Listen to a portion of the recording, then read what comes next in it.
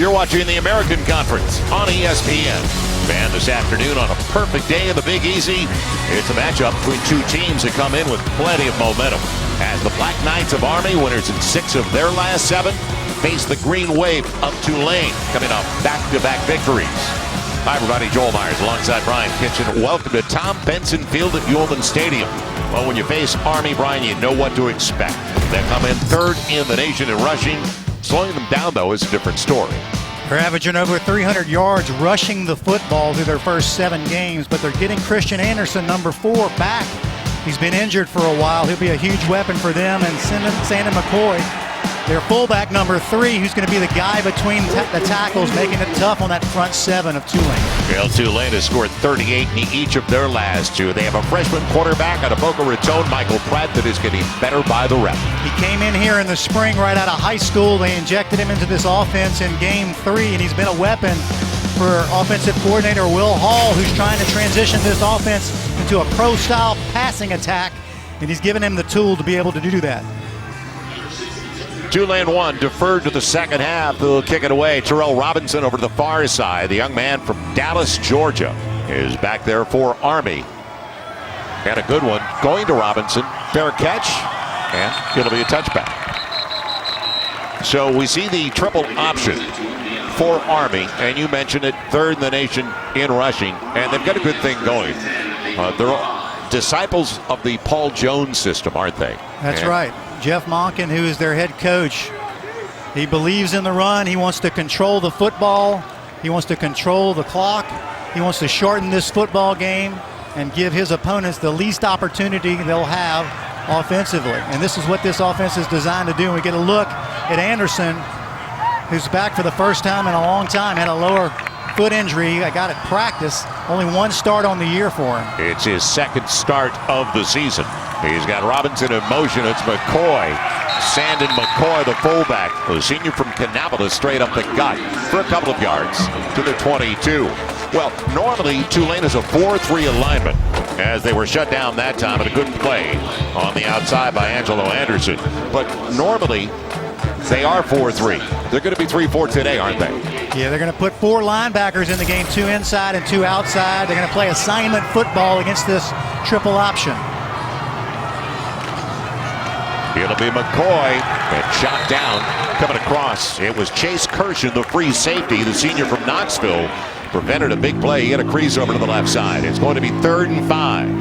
Yeah, Kirshen needs to come in all evening long, hard and fast, to be able to shut that down. We've seen them do it successfully. When we talked to offensive coordinator Brent Davis earlier this week, he said if he gets to 3rd and 4, there's a 90% chance that they're going to get a new set of downs. They're 3rd and 5, so let's see what happens if that 90% holds up. Throwing for the first time, Anderson on the comeback trail, and a little bit too tall for Robinson. Good route by Robinson, a little comeback on Langham, the corner out wide. Ball just sails on him just a bit, sitting back on that right side. Hadn't been in the game situation in a while for Anderson. First ball that he's thrown in quite some time, and just a little off the mark. Game time temperature close to 80 degrees in New Orleans. Spectacular weather. Going back deep for Tulane, it's going to be Jaquan Jackson. We're waiting for the punt. Landon Sawyers, or Zach Harding make that. Harding gets into it, a wobbler and a short one. And Tulane's going to have great field position now. Basically outside of their own 40, 42, 43 when they put it out. And now they're going to say it's all the way to the 47. It's only a 23-yard punt. Michael Pratt is a good story because he came up here on an unofficial visit on his own, went to camp here, and paid his $40, and they like what they saw right away. Yeah, really neat story that Coach Fritz talked about. He's a very charismatic kid who's accurate, and it says by Will Hall, according to him, the 2 elements that you want in a quarterback, and he has them both. He's got Hutterson in the backfield. And on first down, bouncing out, Hutterson. Yards after contact as well, as kind of typical for both Cam Carroll and Stephon Hutterson, the senior from Petal, Mississippi. So good yardage on first down. He gets 7. all the way across the midfield stripe. We talked about Pratt in the open, but the reality is they love to run the football at Tulane. And making a miss in the backfield, Hutterson. He's got a first down inside the 35. Well, while we get carried away with Army because that's what they feature, let's not forget Tulane is 17th in the nation rushing the football. Yeah, they run the ball about 60% of the time. Pratt gives them the other option to be able to throw the football, but Willie Fritz is a triple option guy. That's what he's done here when he's been at Tulane. This is the first year where they're trying to get a little bit more balance to that offense, and Pratt has given them that element.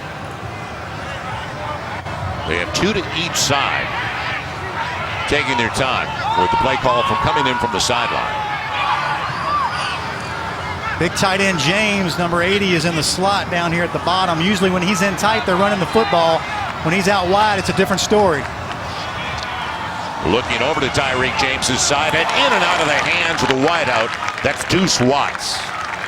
And they are spectacular talents. His identical twin brother, Fat Watts, Deuce Watts from Rickton, Mississippi. He's the leading receiver on this football team, and Pratt throws a beauty right into the middle of the field. When I was watching him in warm-up, he was just kind of coasting him out there a little bit. He put a little juice on that one, and Watts couldn't hang on to it. Flanker's screen.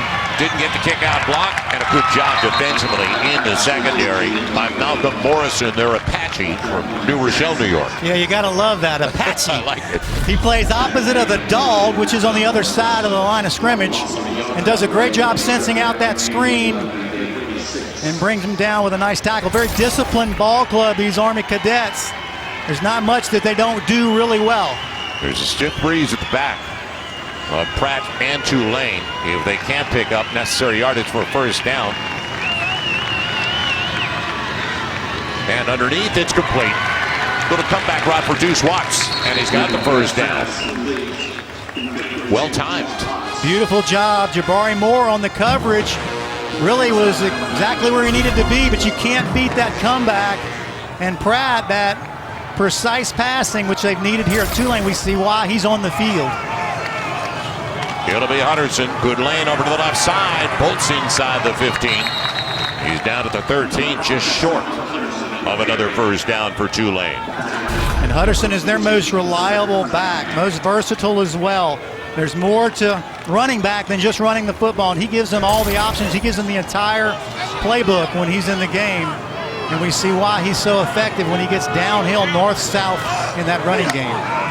2 in the backfield for the first time. Amari Jones joining Hutterson. He's the junior from Frisco, Texas. On second and a yard. And they have these 2 backs in the backfield, Joel. There's a high percentage. We're going to see a run. Jones sliding over to the left side. And it's going to be first and goal just inside the 10. So this drive, it was a short field for Tulane. They started at their own 47-yard line as Lowry brought down the running back, the senior from Elmore, Alabama. Tulane scores against everybody, Brian. It's just stopping the opposition has been their issue. Yeah, they're very effective in the red zone. They're 91%, 38th in the country. Fairly effective. That run game is what helps them. In the red zone, those windows get tighter in the passing game, and that run game is what will bail you out here down inside the 10. Pratt looks over for the play call on first and goal.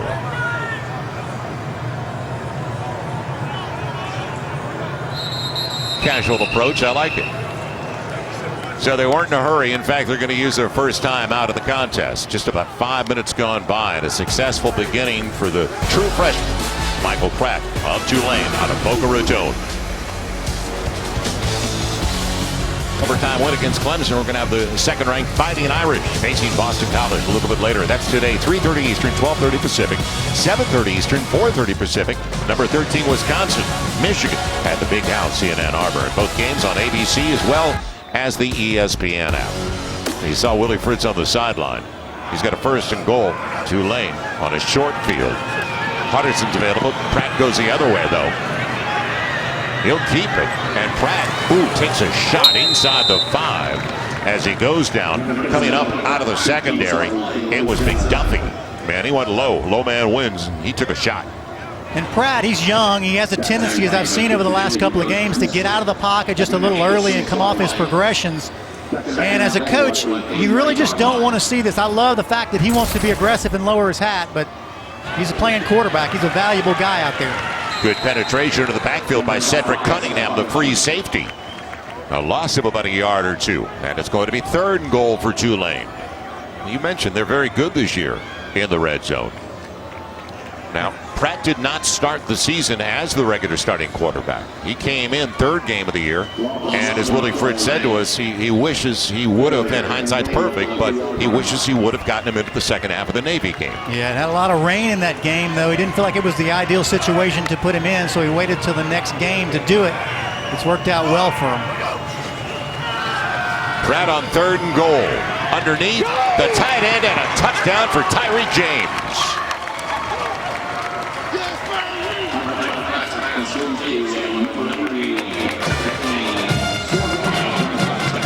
Unaccounted for. They lost the tight end. He came off the right side, didn't he? Well, they brought everybody lined up on the left side, including the wide receivers across the field. And James just snuck underneath all 3 of them. And Pratt just sat there and waited. Came wide open, easy 6. Nice conversion. Glover in for the point after, and Merrick Glover has it. So Tulane on the board on a short field. James, the sophomore from Waco, his 10th catch, his 2nd TD. We can see all those receivers moving to the right as James sneaks underneath, and there's no one there on the other side except Jamari Moore, who was out on the wide receiver. Well-designed play. Got to give credit to Will Hall, the offensive coordinator. Beautiful design. When you get down in that red zone, especially inside the 10, those windows get really tight. And a neat little way to open up your big man for the easy conversion. It was a 10-play, 53-yard drive, and consider what Willie Fritz has done here. And both guys came from Georgia Southern. Jeff Monken in his 7th year at Army, and he's been considered for a number of jobs. Willie Fritz in his 5th year now at Tulane, and they have competed against the very best. Consider they played Central Florida almost even. They lose that game. Central Florida has got 65,000 undergrads. Tulane's a school of what, 12,000? Yeah, and you look at their first 4 games, and you talk about bizarre. They were up early, or they were down early against South Alabama in the opener and won the game. Then they were up early in their 2nd game, then lost. Then they were down early in their 3rd and won. And then they were up early in their 4th, and they lost to Houston. They had a very topsy-turvy first 4 games of the season. And a lot of that had to do with second half performance. They didn't score a point in the Navy game. And as I said, it was a lot of water, a lot of precipitation in that game. So you can excuse that. But at the same time, you have to be a team that plays 4 quarters. Willie Fritz knows that. That's what he wants out of his ball club. To give you an idea how much wind we have today in New Orleans, they had to hold it. Robinson will take it, a short kick at the 8. He's got a nice lane over to the left side. And scrambles his way going down with good field position for Army at his own 30. So Terrell Robinson gives them their 2nd opportunity offensively. He joined us a little bit late. Army went out 3 and out on their first series. It's only the 2nd start of the season. Christian Anderson just has been nicked up, hasn't he? Has not been able to stay healthy. Said he got a foot on him. I got stepped on at practice. Just a bizarre little injury. They've had 3 weeks since their last game versus Mercer. Gave him some time to be able to get healthy. Barnard, no, quarterback keeper. Everybody stayed at home. They kept preaching on our call with him earlier this week. Discipline, assignments, and discipline, and we saw that. Johnson was in on that stop. Yeah, send a number 91 as well, and very fundamental guy. And when you play an offense like that, it's called assignment football. Everybody has an assignment. Someone has the dive, the fullback up the middle. Someone has the quarterback out on the edge, and somebody has the pitch. And you've got to stay with your assignment. If you divert from it, that's when a big play happens, as Willie Fritz talked about, when someone crosses your face. You got to play with leverage. Fake the toss, waggle out the other way, and throw it at the feet of Robinson in the neighborhood. He's outside of the pocket, so it'll be 3rd and 10. The heat came from Cam Sample. Yeah, Cameron Sample. Sample's on the other end, opposite of Johnson. These guys are busy when it comes to the passing game. And if you stay with your responsibility in the run game right there for Sample, especially on the quarterback, then nothing can hurt you. And he kept him inside, prevented the little boot play, even though he had his receiver over the top, Alston, but wasn't able to get to it. Christian Anderson, a junior from the Bronx, fakes one way. Will he get the 10? No. Well short of the first down, but this is a team that regularly goes for it on fourth down. Now, I don't know about this part of the field, though. Yeah, I loved how they talk about analytics. They use that a lot. Brent Davis, their offensive coordinator, talked about that, and he says that when he gets a fresh set of downs, Coach Monken will tell him 3 or 4. That means you've got 3 downs or you've got 4 downs. And usually that's when they're somewhere near midfield, and obviously when they're in a 4th and 1 to 2, it's a little bit longer than that in this play here, so they're going to have to punt it away and take their chances. Jaquan Jackson, we're waiting for the punt from Zach Hardy, a junior from St. Louis. And into the wind, the wobbler on one hop. Jackson goes out of bounds, and once again, decent field position for Tulane, but a really good punt into the wind by Harding of 43 yards. Green Wave by 7, and they get it right back with 7:06 left in the first.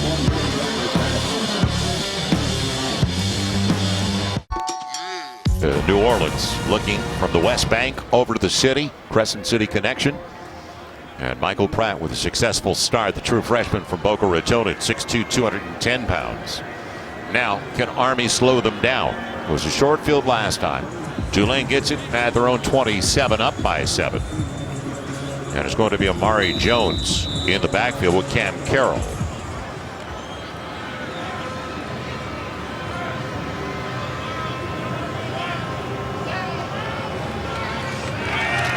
On first down, the bullet, and it's complete, making a miss. It's Juice Watts right at the marker, and they're going to move the chain. So gain of 10. Good fastball. Going with a little tempo here as well, changing it up from their first series, not giving Army a whole lot to contemplate between downs. On the play fake, Watts again bumped out. Obviously, they see that cushion on that side of the field against the D-back, Julian McDuffie. And they're just short of the first down. 2 little quick hitch routes, basically 3 steps. Pratt takes the ball, turns and releases. It best kind of throw for a quarterback, no progression at all, just getting it out of his hands. But 2 backs in the backfield again equals run there, Joel.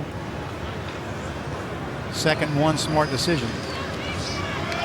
And great penetration into the backfield, knifing through the linebacker, John Radigan, the senior from Naperville, Illinois. But guess what? They scout Tulane just as well as I do, and probably a whole lot better. But Radigan, a guy who hadn't played a whole lot, he's a senior, been a special teamer his entire career, came in this year as a first-time starter, has really worked hard. He's dug in, taken the time to learn the defense, and he's made the most of it, according to his defensive coordinator, Nate Woody.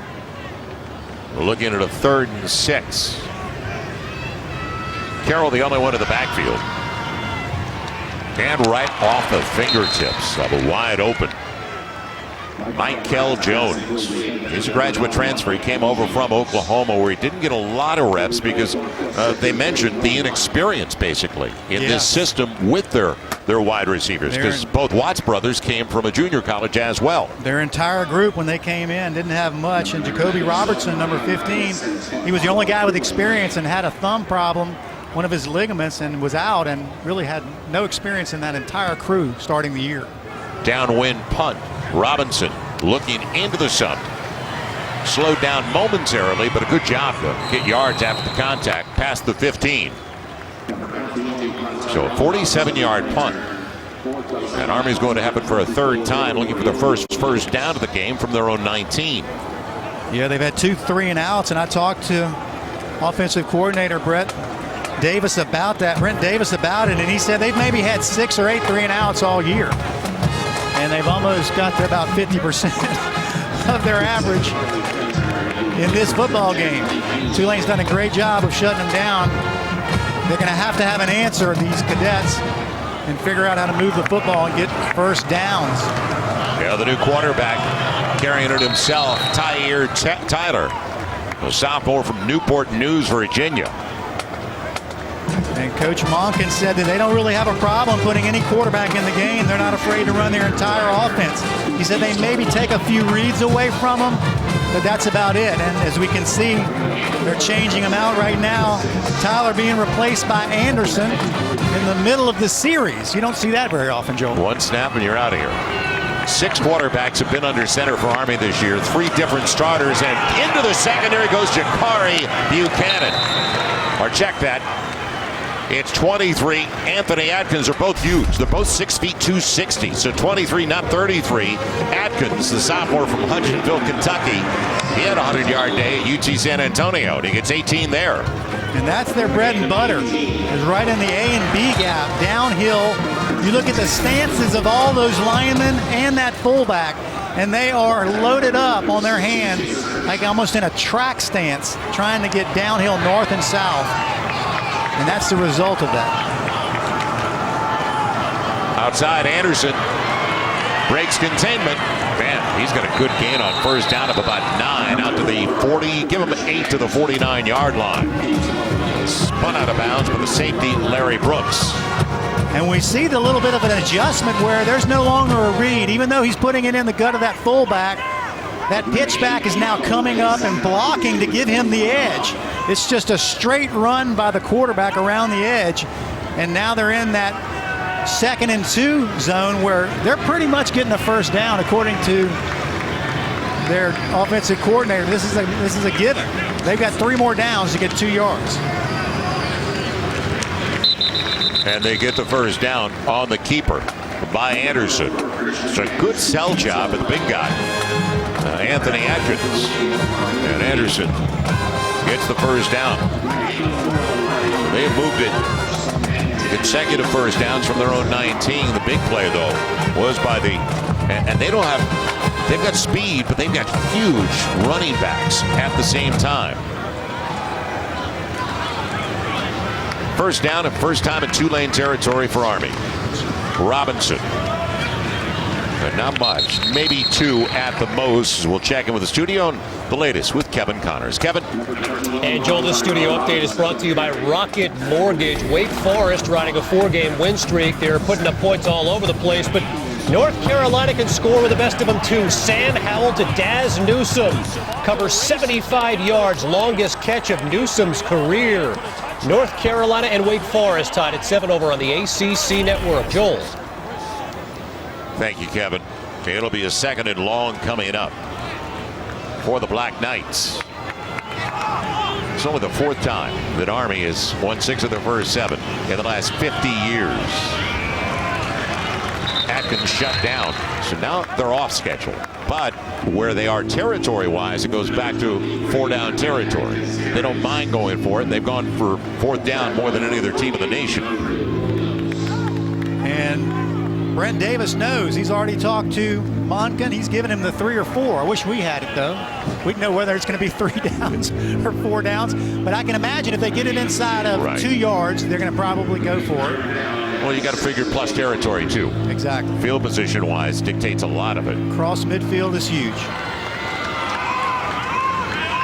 Barnard the single in the backfield. A lead blocker. Nothing there for Anderson. They shut him down. Now this is interesting. They've got a sizable number on 4th down. Yeah, I don't see how you take that risk here this early in the ball game. Only a 7-point game. But you look at that tackle right there by Tulane. There were 9 defenders. 9 defenders on top of the ball carrier. Yeah, only 2 guys were hanging out on the other side. It looks like they are going to go for it here, Joel. Not a shock. And they're at, what, 64, 65% on their 4th downs this year. But this is 4th and a legit 5.5, 6. Toss. And it's behind Robinson. He covers it, but it doesn't make any difference. Tulane gets it in plus territory. So Robinson loses the handle on a toss just slightly behind him, and Tulane already up by 7. A very good start for Michael Pratt and Tulane, and now they've got it. Short field again, right at the 50-yard line, leading by 7. Joel Myers, Brian Kinchin, good to have you with us in New Orleans on a beautiful day. And how about that hole for Amari Jones? Will they get him? Amari Jones breaking tackles, and he's in. Touchdown, Tulane.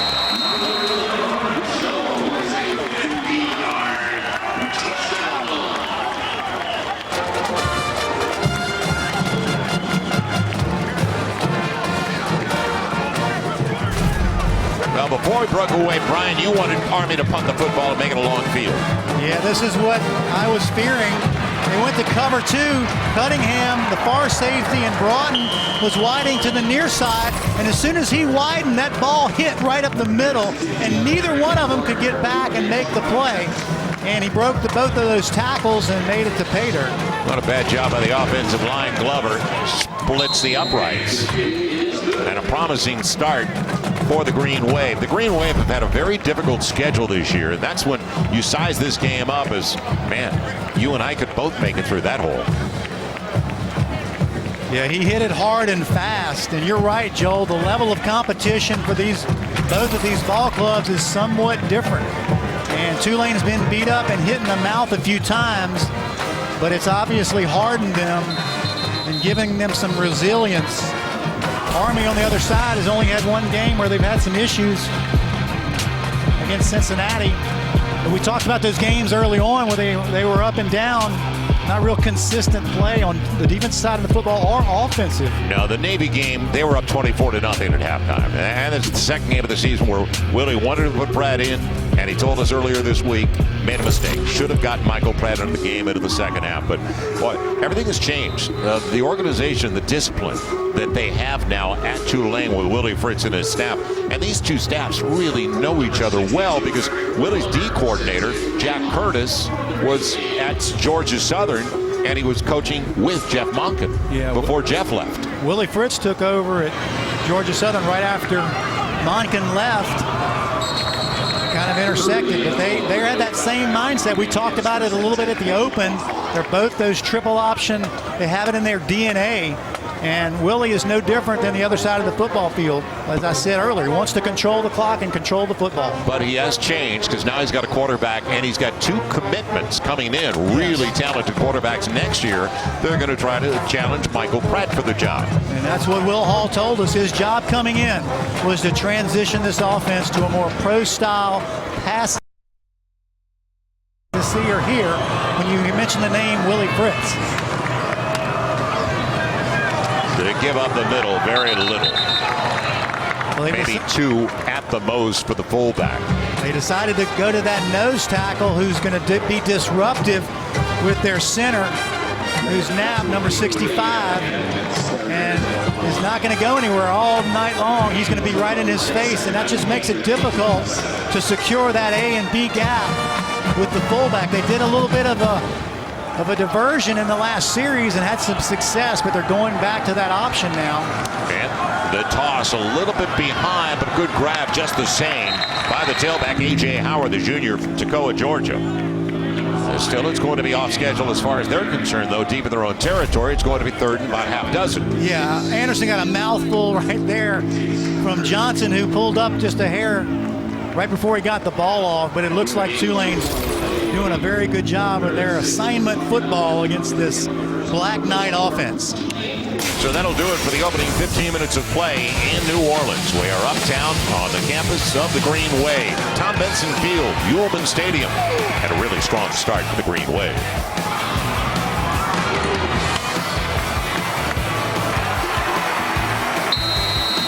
Hey guys. Joel Myers, Brian Kinchin, and a 3rd and 6. Christian Anderson had tripped up at the last second by Larry Brooks. The strong safety saved the first down. They're not going to gamble here, are they? Well, I was wrong the last time, Joel, so you're asking the wrong guy, but it's 4th and 2, and that's 4 yards closer than the last time. They're back on their own 33. Looks like they're going to do the same thing. The wind is at their back for punting purposes, but right now they're keeping the offense on the field. They've alternated the fullbacks Buchanan and Atkins with McCoy. And right now it's Sandon McCoy. Check that. It is Buchanan. And will he get it? He's got it. Jacoby Buchanan, a sophomore from St. Louis. He's out of a basketball high school. He played lacrosse. How would you like this? 6 feet even, 260 pounds. He's lost weight since he got to Army. He was bigger playing lacrosse at Chaminade Prep. And that's Bradley Beal. We can go down Jason Tatum, David Lee. Good basketball school. Well, they've got a nice football player for Army, don't they? They do that, and the guy hard north and south, and that's what his job was. Nice conversion. The difficulty of playing 4 downs against the Black Knights. Run Robinson with McCoy in the backfield. And pinching in from the side was their all-time leading sack man, Patrick Johnson. They call him the Joker, at least terminology. There's the Apache on one side for Army, the Joker for Tulane. Yeah, and last game he had a career day. 3 sacks, 3 tackles for loss, 2 forced fumbles, a pass breakup, and 2 quarterback hurries. That's a big night for anyone. Leads the nation now with 9 sacks. Their all-time sack leader. The senior from Chattanooga. And it presents a 2nd and 10. They got the quarterback at depth for Army. Great run. Anderson into the secondary. If he's looking, he's got A.J. Howard streaking right next to him for the toss a little bit downfield, didn't he? He did. He decided to keep it. A different look for him. We haven't seen that all afternoon. Gaping hole. Great job coming up and shutting it down for Kirshen. The free safety. That's his job. You're the last guy. Make sure you bring him down. Aren't you glad they didn't listen to us in the booth to punt? I'm telling you. From the 46. What do we know up here? First down, Army. Keeping it into the backfield. Tyler trying to track him from behind. They'll get him right at the 10-yard line. Tyler, the guy that had a big day, almost a 100-yard day, with 19 for 95 against UT San Antonio, gets 35 on that one. Yeah, he's the smallest of their backs. He's also the fastest with the most lateral movement. He was their 3rd quarterback we were going to see today, and we haven't even seen Ballard, the freshman, who was going to be the 2nd guy in. They skipped right over him. Made a little bit of a change-up, seems to be working. Tulane hasn't been able to figure out the adjustments yet. Buchanan to the backfield. Tyler stays in there, and he's tripped up from behind. Tracking him from behind was Nick Anderson, the junior from Vicksburg, Mississippi. Led Tulane in stops last week. 2nd overall in the team in tackles. You can understand. Yeah, when they get to the 5-yard line, according to defensive coordinator Jack Curtis, he says they're pretty much scoring a touchdown. So they've got to do their best to keep them in those long yardages in 2nd and 10. As we talked about earlier, the percentages are decreased of getting to those first down markers. Tyler will keep it himself, and he's belted. Belted by a couple. Sample wrapped him up and then pulls him back along with the safety. And also Dorian Williams combining. Yeah, you've really got to just be physically better to run the football in this type of area of the field in the red zone. The passing game is just not present, and so what they're going to do, just like every other team, they're going to load up everyone in that box, and it makes it that much more difficult to get the hard yards on the ground. Anderson's got Barnard, the single behind him as he takes over at quarterback. And in the flat, wide open, Robinson, touchdown Army.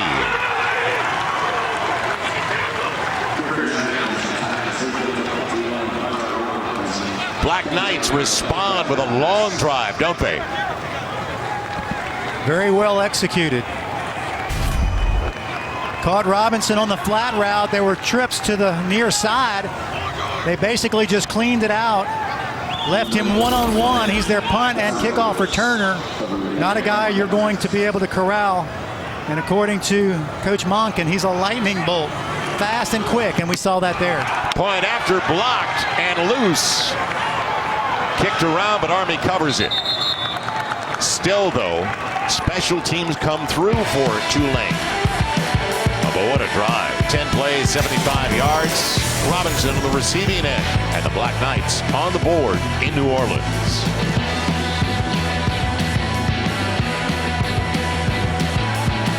Robinson. Well, we remind you the Vikings have taken 2 straight. 5-3 Bears trying to stay within striking distance of the Packers in the NFC North, and they're going to square off at Soldier Field. So it's going to be a great Monday Night Football matchup.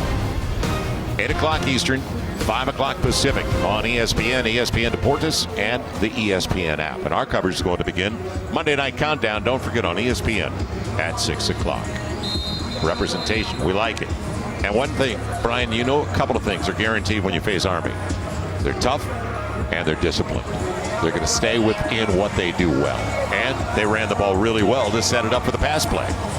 Yeah, and they don't throw the ball very often for touchdowns. That was maybe the second one of the year. They had one earlier in their opening drive last week, or last game, which was 3 weeks ago.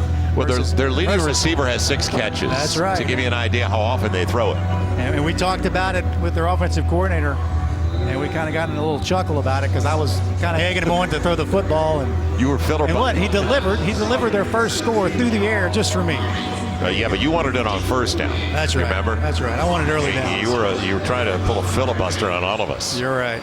Salyers kicks it away. The line drive. It's going to be Amari Jones, and he'll take it from the goal line. And he slips, trying to change his path. Let's head back to the studio. The latest with Kevin Connors. Kevin. And Joel, let's take a look at today's matchmaker brought to you by Cars.com. Already a wild one between North Carolina and Wake. How about Sam Howell, 23 yards to De'Ami Brown, who's already gone over 100 yards receiving. Howell, 232 yards passing in the first quarter, 17-14 Tar Heels. Meantime, Michael Penix, Ty Freifogel, Indiana up on Michigan State. Joel, Hoosiers playing their first game as a top 10 team since 1969. That's a great story, isn't it? What Indiana has done this year. In fact, they've got Kevin Peoples, the defensive line coach, who was here the last 4 years for Tulane, and he has joined the staff there. And good penetration and a loss on first down on the give to Hutterson. So all of a sudden now Army looks like a different group a little bit, at least in the trenches. Momentum shifted quite a bit. Didn't expect that fourth down conversion. And Smith coming up making the stop for a loss, putting them behind the chains a little bit. Illegal motion, offense, number 15. The penalty is declined. Second down. With good reason. So they call it on Jacob Robertson, the wide receiver. He's still out there. And inside of him is the tight end, Christian Daniels. So trips on the wide side of the field for Michael Pratt on a 2nd and 11.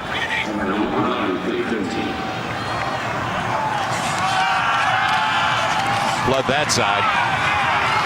And past the 20, out to the 22. It goes to Christian Daniels, a sophomore from Rocky Mount, North Carolina. Yeah, working that trips formation, the inside route runner. Just a little 5-yard out. Again, with the young freshman, it's an easy decision. The outside 2 receivers clear out the area. He's able to let it go before his break. An easy throw and catch. Empty backfield.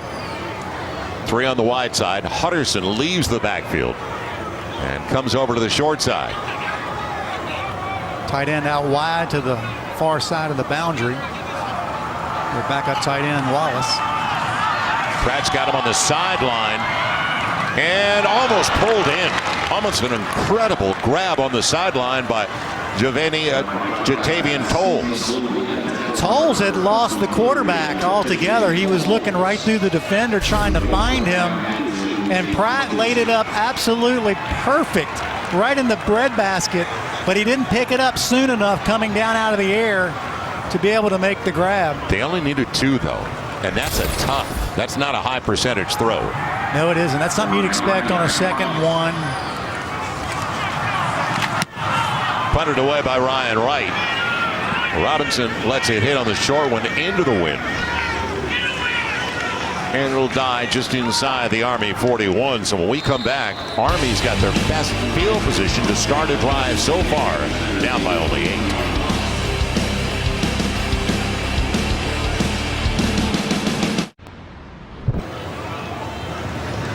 prosperity. They've got it at the 41. And Tired is back in there, Tyler, and he breaks tackles at the line, close to another first down before he's put down by the corner, Jalen Monroe. Well, they just wanted to, they put him at slot back because they had depth at quarterback, as their offensive coordinator told us earlier this week. And Ryan, they want to get him touches. They just want to get him involved in more plays. It's easy to see why. Of course, that was a little bit of a mishap on the side of Tulane. Had three guys wrapped him up, low center of gravity, and some power underneath that small frame to be able to get it out onto the edge and do some damage. He's 5'8", 185, just a sophomore.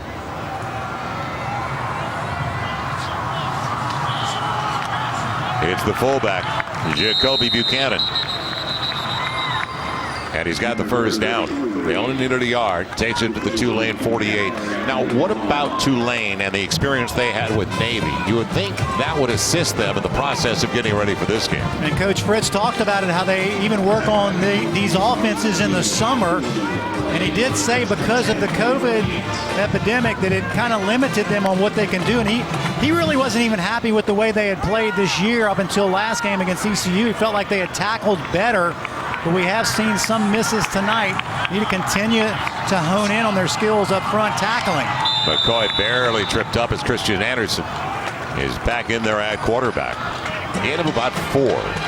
Down to the 44. You can prevent yards after contact is monumental, and Coach Fritz addressed that. When you let someone cross your face and you're not using leverage and keeping them on your inside, that's where big plays happen. And in the Navy game, they only gave up 4 big plays, he said. One was a run play that got bounced, and 3 pass plays, and they end up losing that game by 3 points. So every little play, every little tackle is monumental against an offense like this. It'll be Barnard short of the first down on the dive play to about the 40. Needs 2 more. Dropped by Kevin Henry, the inside backer. Well, the toughest opponent for Army this year, and they held up well. A very good Cincinnati team, and they lost at Nippert Stadium on the road to Cincinnati 24-10. But that stands out because they competed at a real high level against a quality opponent. They did, an unbeaten team, top-ranked team, but it's their only real competition of the year.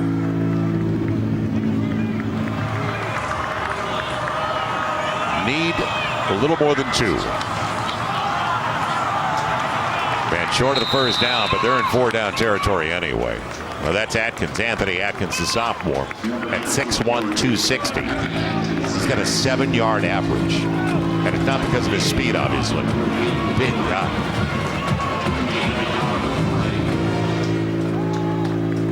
Well, Coach Monken has done an amazing job when you look at what he's accomplished in 7 years. 10-win season, 11-win season, first time that's ever happened at Army. You got to go back to the late 50s. Red Blake, 1958 season. As good as it gets for Army. Need a yard? They've got more than a yard. Jacoby Buchanan. How would you like to see him with a lacrosse stick? Yeah, I never played lacrosse, but I can't imagine what that would look like, especially downhill like he's running through the tackles on offense. Yeah, especially firing a lacrosse ball across your nose. First down. This drive started back at the Army 41. Now can they capitalize on the great field position? Fresh set of downs. It's Buchanan breaking tackles, taking people with him. He's got another first down. What a load. Inside the 20, down to the 19. And number 33, Kevin Henry, their inside linebacker, kind of shot the gap before the ball was snapped. Left a little bit of an opening there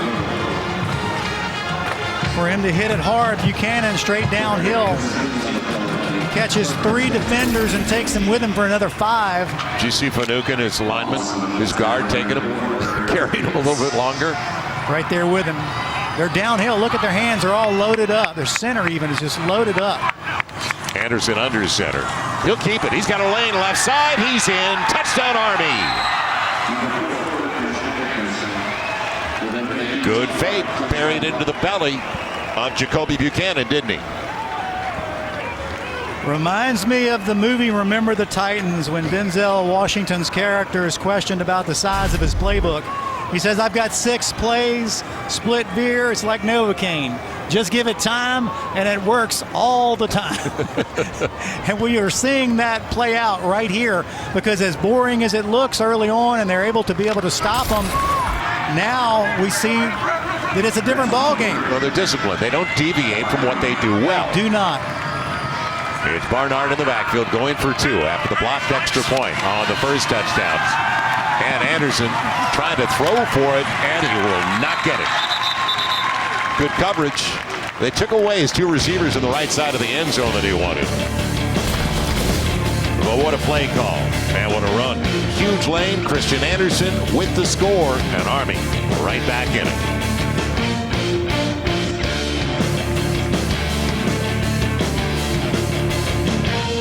Back in it. A blocked extra point. And then the failed 2-point conversion tries the difference at 14-12. Joel Myers, Brian Kinchin. One of the great experiences I've ever had calling college football was a game at West Point, staying at the Thayer Hotel. I'm with you on that. It was amazing. My second game of my career was there, and it blew me away. Yeah, the dress parade on Saturday morning. Get goosebumps. Over the head of Amari Jones. And let's see how Tulane responds when we come back. Brand new game. Harvey has 16 snaps, so just 3 so far with the green wave of Tulane in the second 15.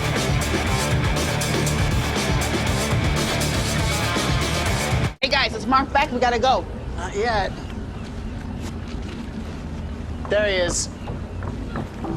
Let's go. Coming up on the Nissan Halftime Report, we'll check in on a big battle in the ACC. Miami trying to keep its conference championship hopes alive. One of the great stories in college football, Indiana on the road in East Lansing. We'll check in on the Hoosiers. And Coach Jim Mora will join us, talk about some top 10 teams very much in the mix for the college football playoff. All coming up on the Nissan Halftime Report. Joel? It's been a tale of 2 totally different quarters. And now let's see if Tulane can turn it around. As Army has got it rolling. Tulane gets it back and breaking tackles. It's across the 30 to the 31. Good gain on first down for Cam Carroll, the sophomore from Flowood, Mississippi. But right now, before that snap, total yards 177 to 125, and 167 of the 177 for Army on the ground. What a shock. Weaving his way, and not much available for Carroll this time. It's going to bring up a huge third down. And this is important for momentum purposes, because you don't want to give Army the ball back and an opportunity to take the lead before the break. They've gone to a little tempo again. Did it in the second series of the game. Was a little bit effective early, but they need to be more concerned about getting first down. Right. Being able to keep their defense off the field. Last 3 possessions, that 150-yard touchdown run, and that's been about it. Well, you don't want to rush your way to another 3 and out, which they had last time. Now it's a third and a little more than 3. Underneath, it's available and dropped by Watts. How many drops have they had? Well, last week they had 4. Otherwise, Pratt would have been 27 of 31 in the game. His opening throw in this ball game was a stone-cold drop over the middle, and we've had at least 2 other ones right in the hands of his receivers. They're not doing him any good or any help for sure. But Pratt's getting the ball where he needs to. 1 or 2 plays in a tight ball game can make a difference, and for Tulane, it's going the other way right now. Into the wind, great field position coming up for Army. They can stay away from it, and it takes an Army roll. They're going to get it for the second consecutive time outside of their own 40. Miller Hilton, memorable plays in the first half. It was Tulane early. And nobody accounted for the tight end, Tyreek James, on that opening possession. And then the big run by Amari Jones. 1 snap, 50 yards. Tulane led 14-0. The last play they've had offensively for Tulane. But here comes Army. Terrell Robinson from Christian Anderson. And then Anderson does it himself. So a 2-point lead for Tulane, and it's very precarious now as Army's got it at their own 42.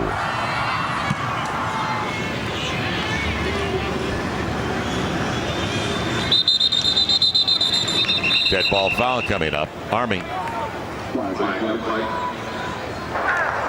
False start. Offense, number 14. 5-yard penalty, first down. That's the wide receiver. They very rarely give us an opportunity to call a wide receiver's number or name. That's right, and you certainly don't want it to be for a penalty that's going to set your offense back another 5 yards. Junior from Charlotte. He's their leading pass receiver with 6 catches coming into the game. Michael Roberts. That's 1 a game if I'm correct on the math there. Nothing doing. Sandon McCoy, the fullback, the senior from Kannapolis, North Carolina. Shut down. First one was Nick Anderson. And Williams cleaned up as well. And that's big after the 5-yard mark off. So for a team that doesn't want to throw the football, now they're looking at second and really long. Second and about 17. Well, Sandon's one of their captains, the guy who's the leader out there. He's the most experienced and gives them the most versatility as well for the Black Knights. Talked about him in the open, but hasn't had much of an impact. Haven't seen him much this afternoon. They expected the pass, deep ball thrown, jump ball, the grab, in and out of the hands. It was there too. The location, and the wide receiver Alston did locate it before the defensive back saw it. So he's working against Willie Langham. Well, we knew they would be in man coverage. Coach Fritz said you have to do it to shut down the offense, but Langham is running just along with him, not really thinking the ball's ever going to come his way. And sure enough, it showed up, and he was right there, right on top of it, just swipes it out of his hands. A great job of playing cornerback right there. Didn't do much to get himself open out on the edge, but it was a well-thrown ball, just needed to be a little bit more towards the boundary. On third down, out of the gun, underneath it goes. And well short of the first down. The completion to Brandon Walters. He's a junior from Bolingbrook, Illinois. And they're going to go for it. They're showing, or will they? I can't imagine they're going to do that now in a 2-point game. And you get Tulane, do they want to use a timeout? Yes. Got all 3 in the tank. So Tulane stops the clock with 1:48 to play in the half. And that was big because the momentum had seriously shifted. It was all Army so far here in the second 15 minutes of play. Yeah, the defense needed to step up, and they did. Did a good job of putting them in long yardage situations and making them do what they are not comfortable doing, which is throwing the football. And don't forget, a little bit later today, second-ranked Fighting Irish of Notre Dame taking on Boston College. That is today at 3:30 Eastern, 12:30 Pacific, 7:30 Eastern tonight. Number 13, Wisconsin, going up against Michigan in Ann Arbor. And both games on ABC as well as the ESPN app. So Tulane trying to get up to the 500 mark. Army, I mentioned it, they're already 6-1. That's only happened 3 other times in the last 50 years.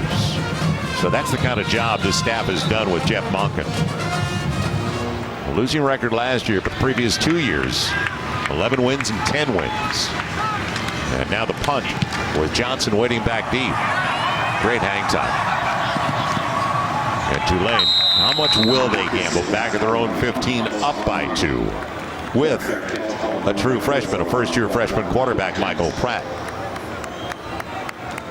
Good job, though, by Army Zach Harding on the punt. This is going to be interesting. Tulane's got 1 timeout left, 1:40. Of course, it stops on every first down in college. And you're up by 2, deep in your own territory. He's got Hutterson in the backfield. You think they gamble very much? I think they'll put it in the air, give him a chance. Can always punt it away if they don't have any success. Shallow cross instead, and a little bit of a low throw for Michael Jones.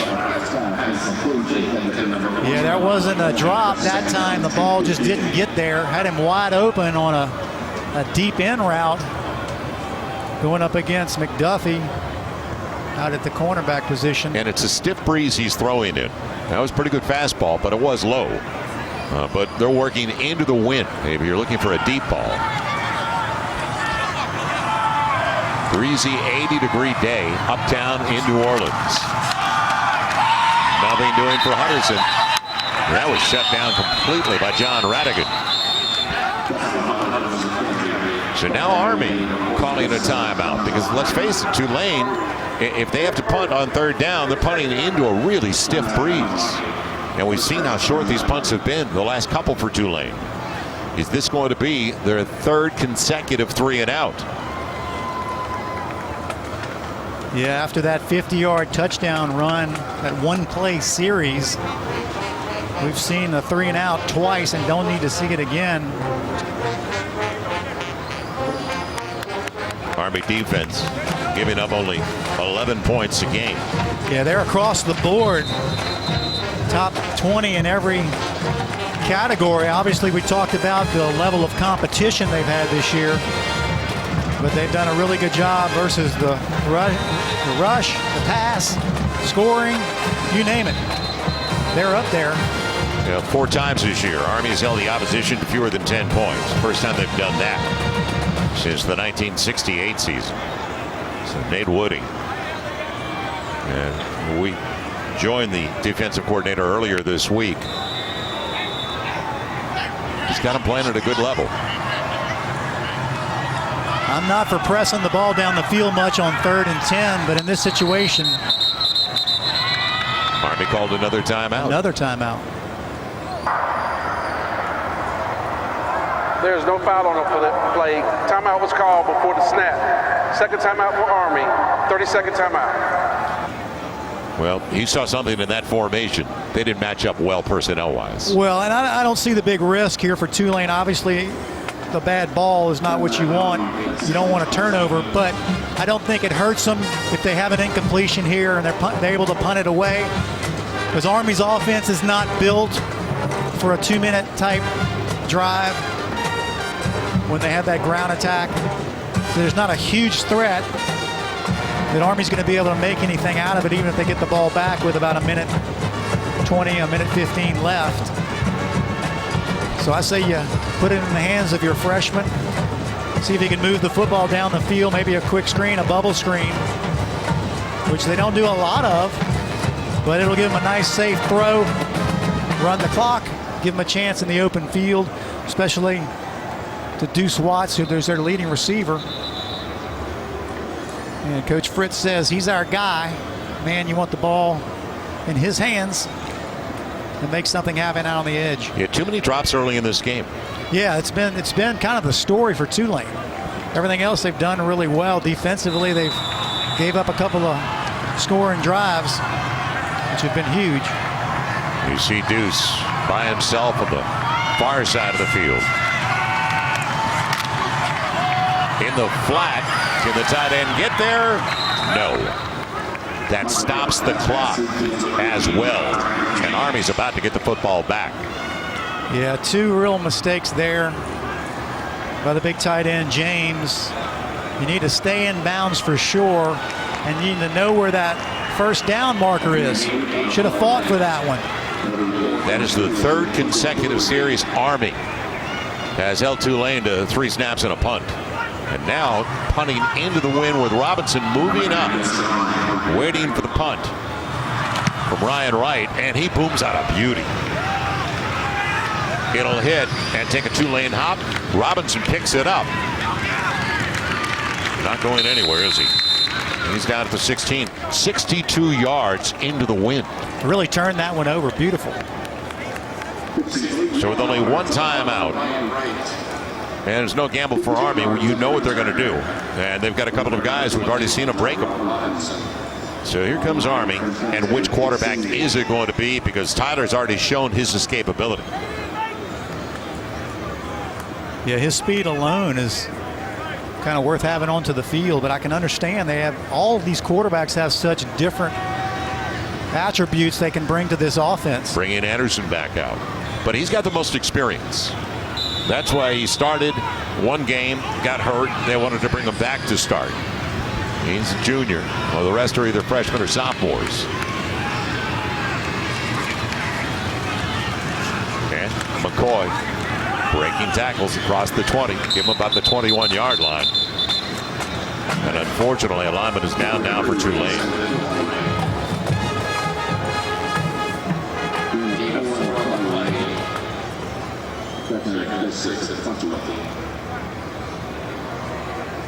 Looks like Jeffrey Johnson, the junior, nose tackle from Brookhaven, Mississippi. Tulane has had, not this past summer, but over the last couple of summers, Coach Ogeron of LSU and Coach Fritz have a really good working relationship. And they have a camp together. So they bring in from this region a number of high school players that participate in this camp. And to say the least, it aids in recruiting, doesn't it?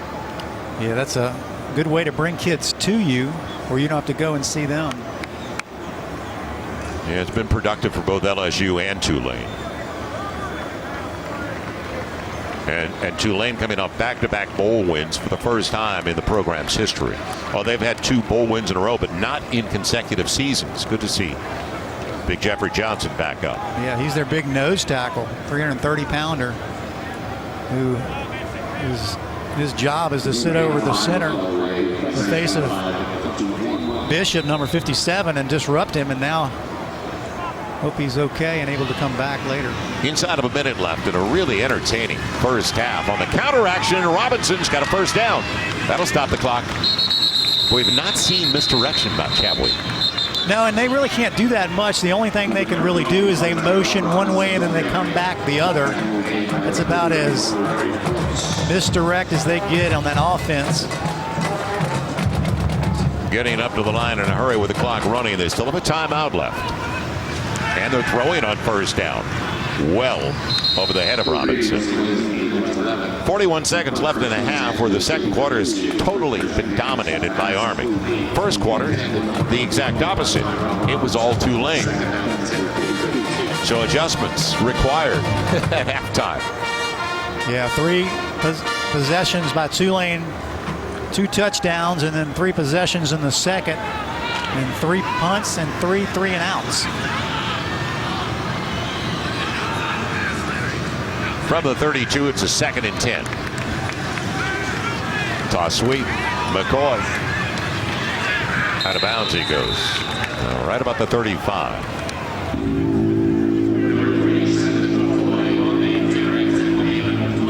Marvin Moody forces him the outside backer.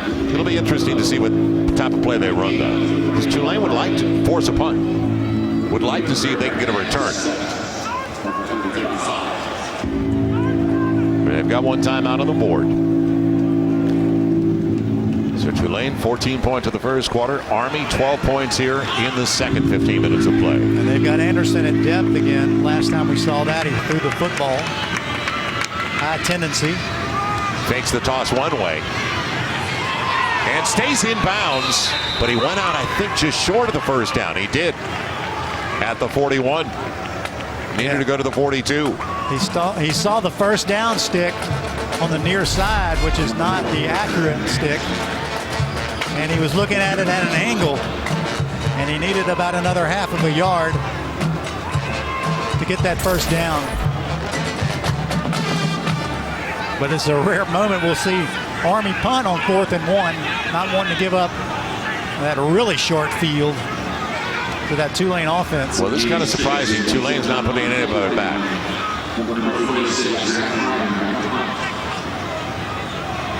So Harding, the junior from St. Louis, to punt.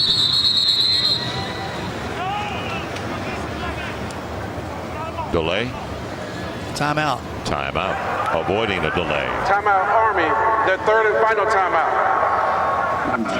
Well, that's interesting.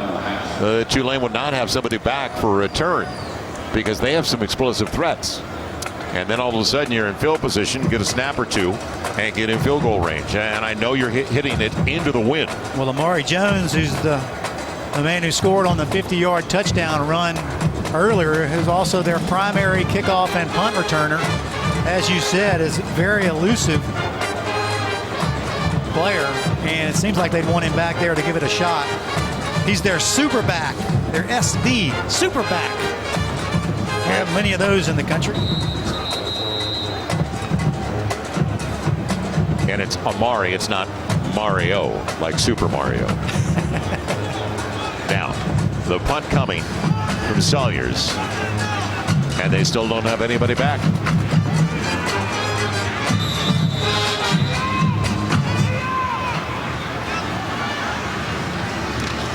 Downwind. And a good one.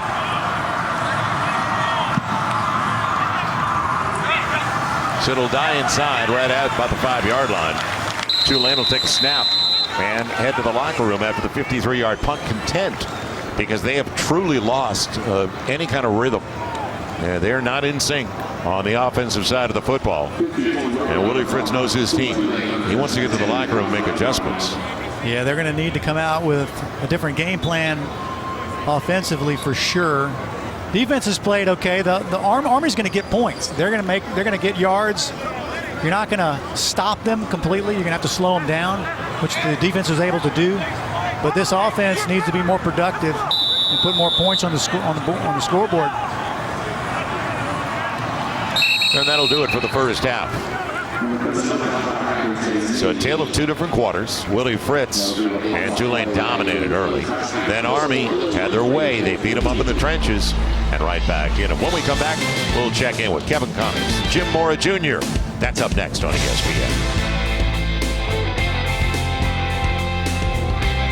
Coming up tonight as we look at our Goodyear Top 10 college football rankings. And Brian, the game a little bit later on ABC today, 3:30 Eastern. Notre Dame and Boston College. Now you get a double overtime win over Clemson. Can't afford a letdown, can you? No, you can't, and that's the beauty of coaching young kids. You never know what is going to happen, and you hope they're going to come out, show up, do what they're supposed to do, but you just never know. That always present lull that could happen. We hope it doesn't. Yeah, Miami down early to Virginia Tech. Number 9 Miami down to Virginia Tech in Blacksburg by a point. You saw that as well. So here we go. Start the second half, and can they turn it around? Because Jeff Monken's Black Knights of Army totally dominated the second quarter. Line drive will be a touchback, and that's the way it'll begin in the second half. So what adjustments does Tulane make? And did they rush themselves? We talked about they tried to get pace, and all of a sudden they were going up tempo. It's a quarterback making his 5th career start. It's different with a young quarterback, isn't it? Yeah, I just expected them to be able to run the football a lot better than they've done, and they, passing-wise, have not done a whole lot through the air as well. Well, the drops. 200-yard passing for Pratt 3 times this season. Yeah, he's out of 7 for 12. You saw the numbers. There's got to be at least 3 drops. On the low snap, he's throwing on first down. And he's got Jones. Amari Jones with a good game and a high percentage throw for about 6. So let's see if they find some rhythm offensively, because they lost it completely in the second 15 minutes of play. They're going up tempo again. 2 backs in the backfield usually means running the football. And a little cutback action. And breaking through an arm tackle, Jones gets the first down across the 40 out to the 41. So a gain of 10 after the stop by Cedric Cunningham, the free safety, and unfortunately, Army's got a man down. Yeah, McDuffie, their cornerback, looks like he hurt his hand he was holding. Tried to come up and make a play.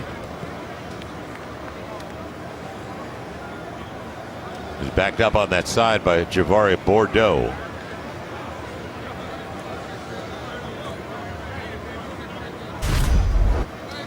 Yeah, it looks like he caught his knee or his thigh or his hand on the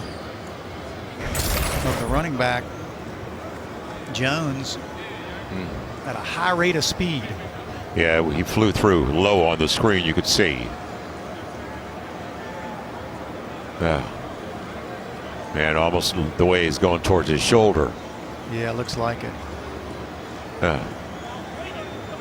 Tough part of the game. We're not 30 seconds into the second half.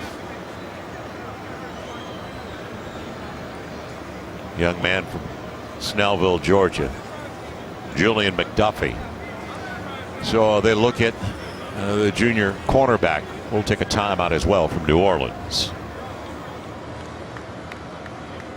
and Julian McDuffie, and it looked like a left shoulder injury. Is Javari Bordeaux, a senior from Miramar, Florida, takes over at that spot at the cornerback position. This is a guy that's also been hurt most of the year and has not had many reps. We asked about Bordeaux in particular in our conversation with the staff. He's matched up and he's in press coverage on Deuce Watts on the bottom of your screen.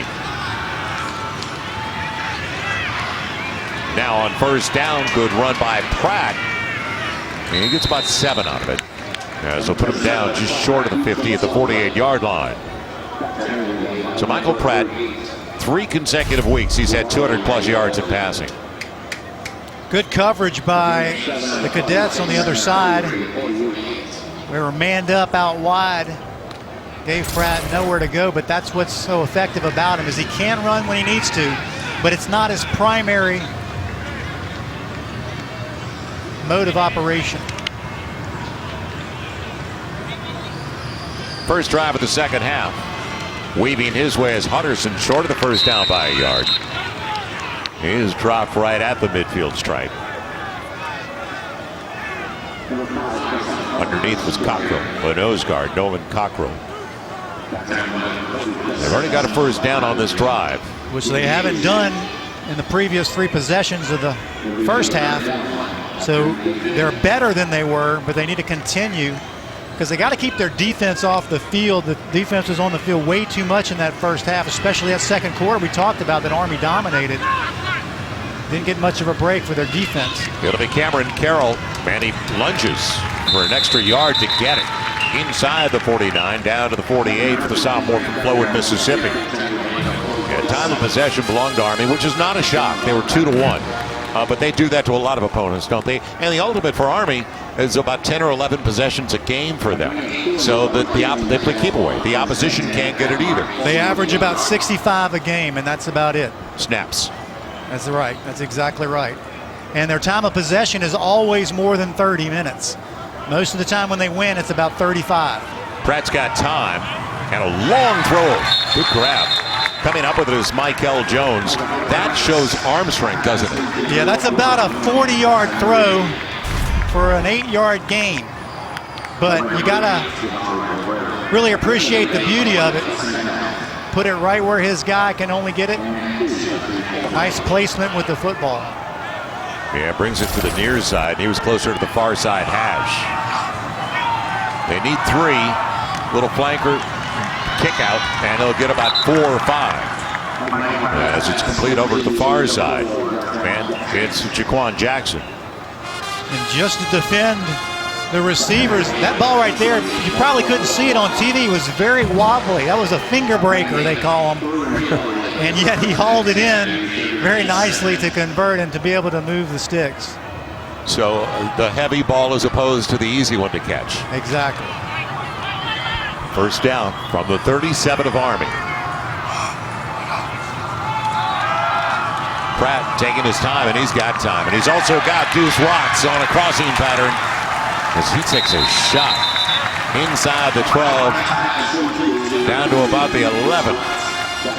We were talking about Watts at halftime. He's had 2 touchdowns in the last 2 football games, and we haven't seen much of him. Beautiful in route, and Pratt had all day to deliver that one. That's almost a hard ball because he's so wide open, and you've got so much time, and he's running across you, but he delivers perfectly. They can still get a first down inside the 2-yard line.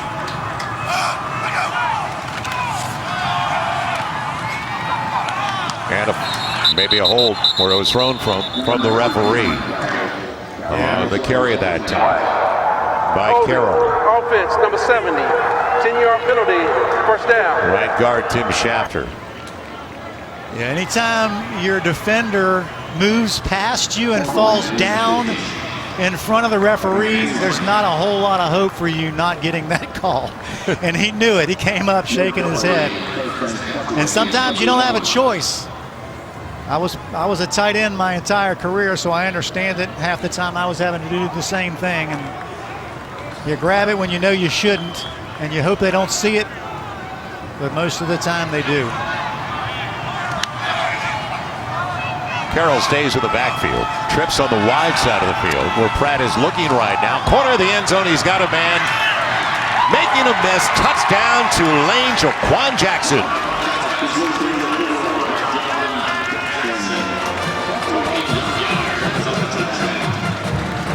21-yard score, and once again, he's just an 18, 19-year-old freshman. He shows some arm strength. Beautiful little corner route, wide open to Jackson, who barely played much last year, but last game had a career high 57 yards and 2 touchdowns, 180 all-purpose. A threat that they've been unable to utilize, but a beautiful throw by the young quarterback to convert and get the 6 out of it. Glover, big extra point to make it a 2-score game. So that was impressive. And it was done mostly, almost exclusively through the air. It ends on a 21-yard strike and a fastball once again. The freshman quarterback, Michael Pratt.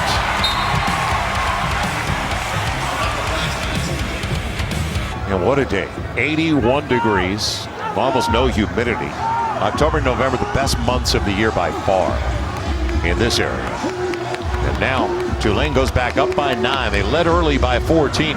That drive, the first drive of the first quarter and the first drive of the third quarter, they were almost duplicates for Tulane.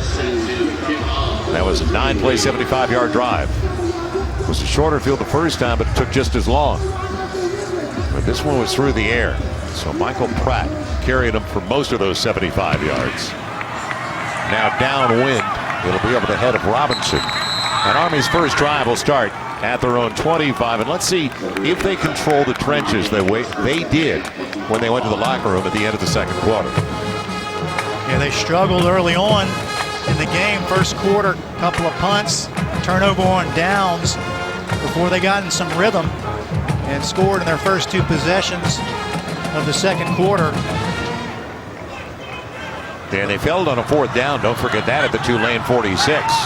They were driving on that one too before they got the 2 scores. That's right. Christian Anderson back in there, the young man for the Bronx, in at quarterback.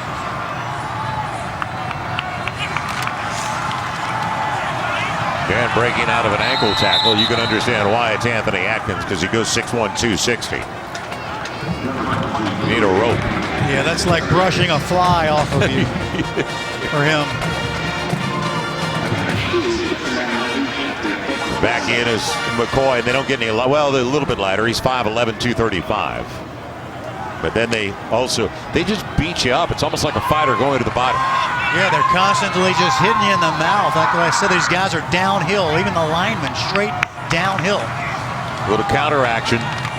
We don't see it very often. You mentioned that in the first half. And they shut down Robinson. Right across the 30 at the 31. It's going to bring up a 3rd and 4.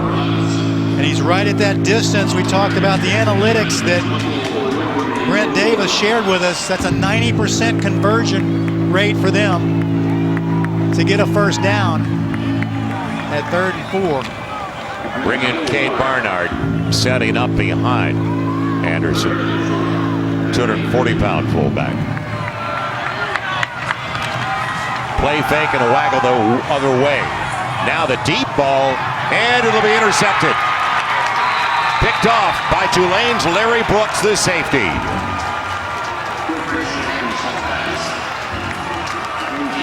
Junior from Fort Worth creates the first turnover of the game.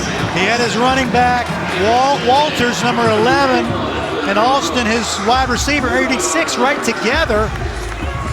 And I think his process was just put it up somewhere near them, and maybe they'll come down with it. Obviously not a wise decision. And when you don't throw the ball very often, and you're in circumstances like that, you sometimes make poor decisions. And I would say probably most of the time, he should have eaten that ball, pulled it down, got what he could get, and they'd live to play another day. Well, as you mentioned, with 2 receivers in the same area, it seemed like there were a half dozen D-backs. Pratt pulled down from behind. The initial penetration, though, was in the backfield, and that was Malcolm Morrison who really busted up the play of the Apache. Yeah, and Cockrell, number 95, finished it off. Good job of pass rush by the Black Knights.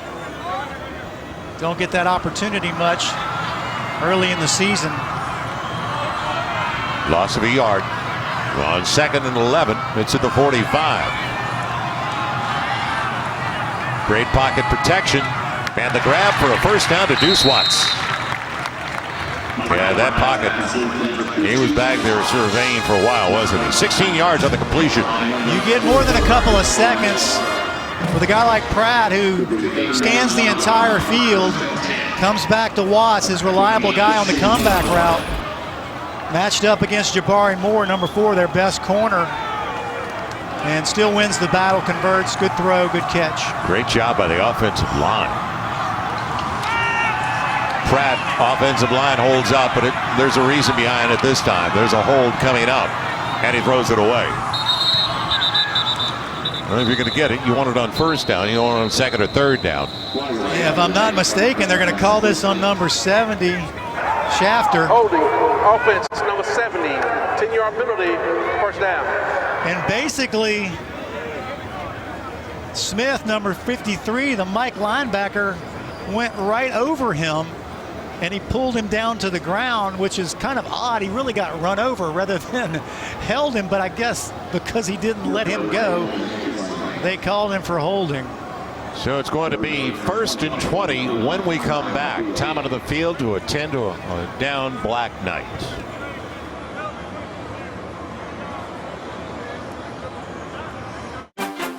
Are you ready for Monday night? Line, we've seen that early in the second half for Michael Pratt of Tulane. They have not been able to get to the quarterback on a regular basis. Give the offensive line credit. It's Claybrook, Dublin, Ainsworth, Shafter, Knutson. Yeah, this crew's only been together for the last couple of weeks. They've had a lot of injuries. Houston, they lost 3 guys. Out of the flat. Good run out after the catch by Fat Watts. And good play fake action. Sending the misdirection. Everybody going to the far side with Pratt coming back. Youngster, his footwork, you judge it for us, but that's a nice throw on the run, isn't it? Yeah, nice little added bonus to be able to not just sit in the pocket and deliver the football, but be able to stay on the move as well. And that's getting back more than the 10 of the penalty. They got about 14 on that catch. To Tyreek James into the slot on the short side of the field. He's got a touchdown grab already today.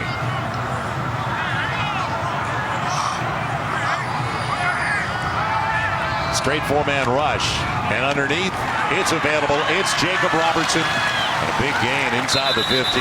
This looks like Tulane in the first quarter. Well, Army's just seems like they're not really doing a good job in their zone coverage. Jabari Moore just passes him off to the inside where the Mike linebacker is supposed to be sitting at the hook curl zone, and there's no one there. Well, let's see if they can get some pressure on the quarterback. Will he run it? Amari Jones stays in the backfield. And on first down, no. He'll throw it, and almost deflected. It was Bordeaux deflected it, but it was almost to the receiver as it went to Deuce Watts. He got both hands on that football. There's a flag down. That was a close one there. Watch where it goes.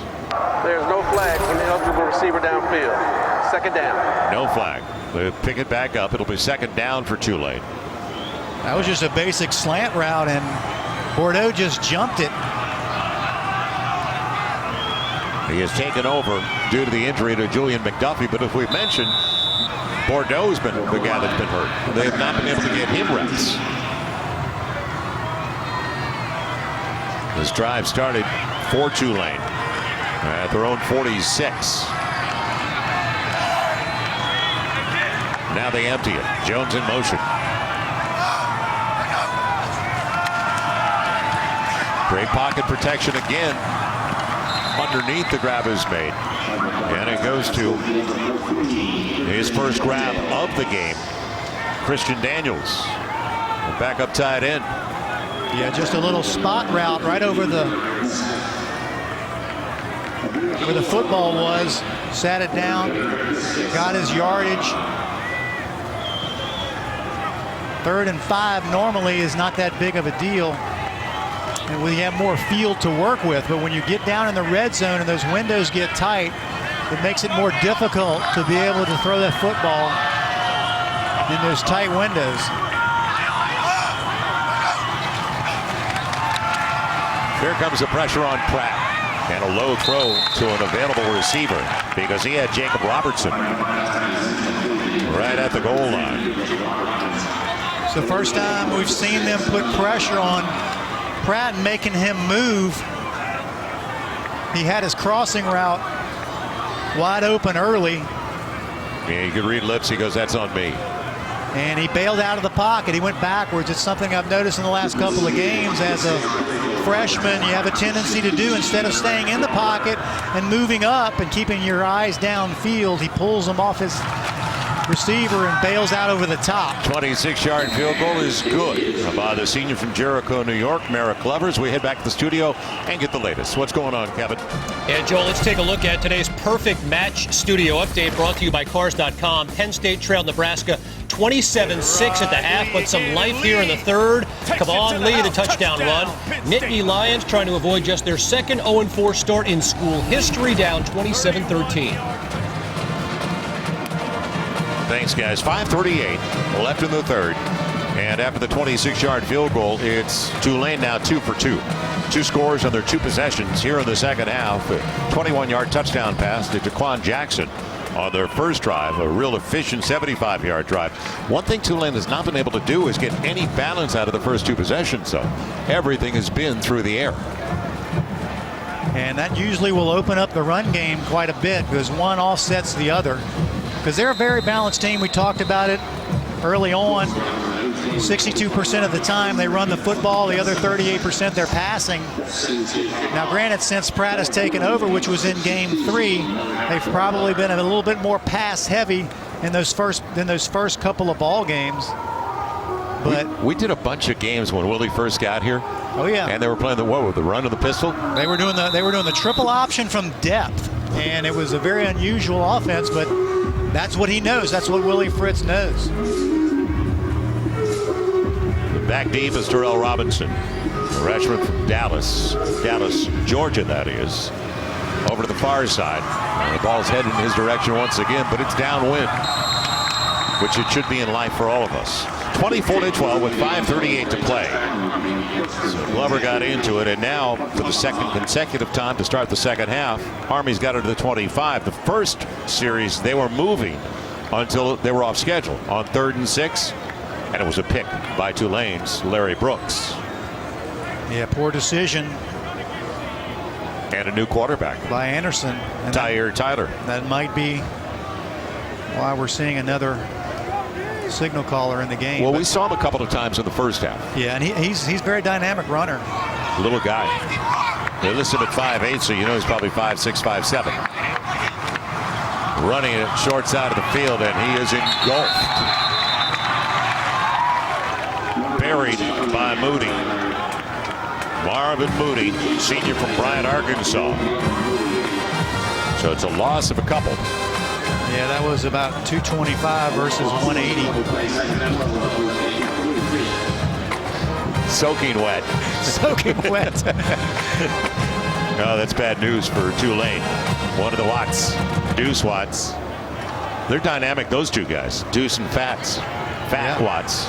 That's right. It came from the Jones County Junior College last year.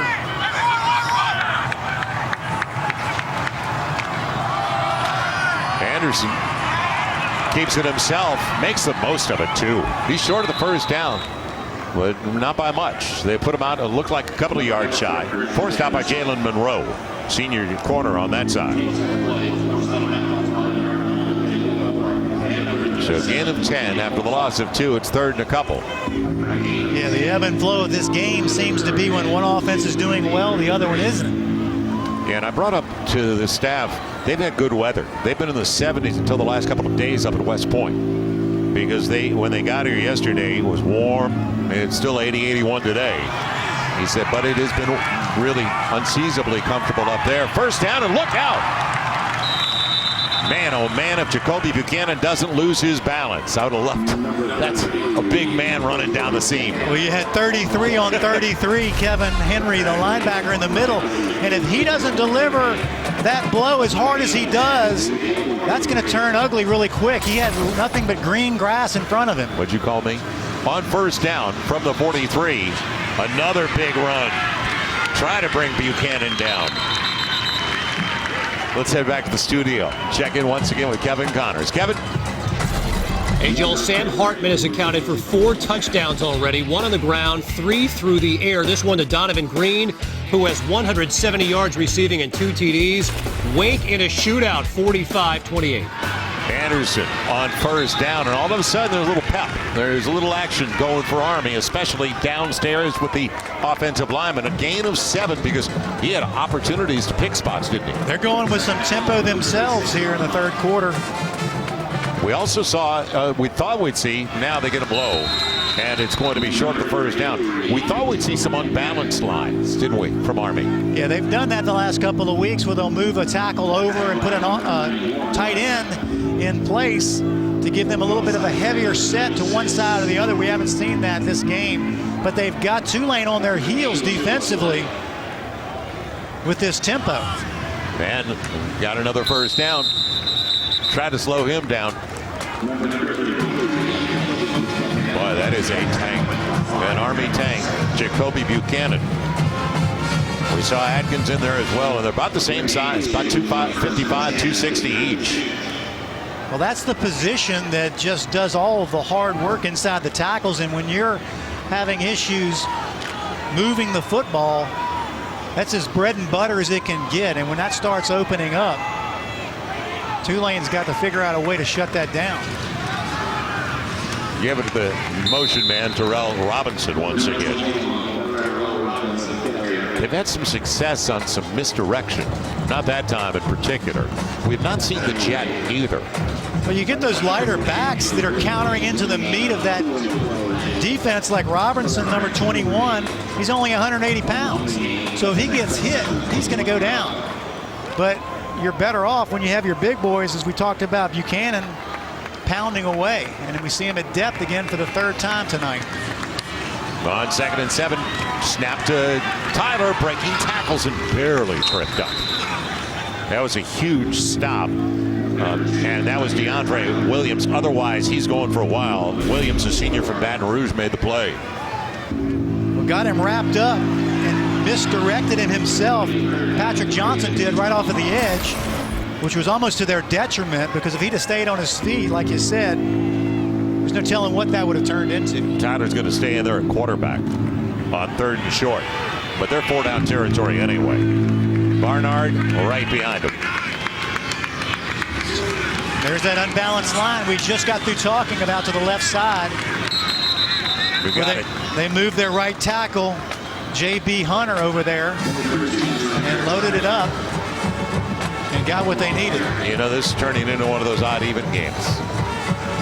Tulane, first quarter, 3rd quarter, and now as we get ready to go into the 4th quarter, Army's starting to pick up the pace. It's like both offenses can't thrive together. It's either one or the other. So it's a first down, and this started way back at the Army 25-yard line. They've had it for a while. This is a typical Army drive. Chew up the clock, game of keep away. And a lot of fresh bodies in and out of the game, but some confusion at the same time up front. That's that unbalanced line where they move the tackle over, and now does that cost them, though? 68 McClary didn't know where he was supposed to be, and he was running around trying to figure it out, and I don't think anybody else knew where he was supposed to be either. That's tough to hide when you're that big. Yeah, you're not fooling anybody. But does it burn them in the 4th quarter and down the stretch of what looks like it is going to be a really close game? Let's head back to the studio and join Kevin Connors and Jim Moore Jr. All right, Joel, thanks so much. This studio update brought to you by AT&T 5G. Marshall 6-0, all-wear wins by double digits. How about Grant Wells to Corey Gamage for the touchdown pass? 28-7, a thundering Herd lead in the 3rd. 28 seconds remaining in the third in New Orleans on a beautiful afternoon. 80 degrees, very little humidity. And here we are, middle of November. Tyre Taylor, he's jump-started this offense here in the third quarter, the sophomore from Newport News, Virginia. Well, I think he figured out where he was supposed to be on that right side, where they're unbalanced. Their tight end is set to the left. On first down, they get penetration, cut him off, turn him in, and it was Patrick Johnson cleaning up. Man, I could hear that one up here when Moody followed it up, number 28. He laid the leather on him. So it's going to be a loss of 3, and that'll do it for a third quarter. Pretty well controlled by Tulane through the air, not on the ground, and now the ground game is working once again for Army. So a 12-point advantage for the Green Wave, trying to get up to the 500 mark for Willie Fritz and also pick up a third consecutive victory.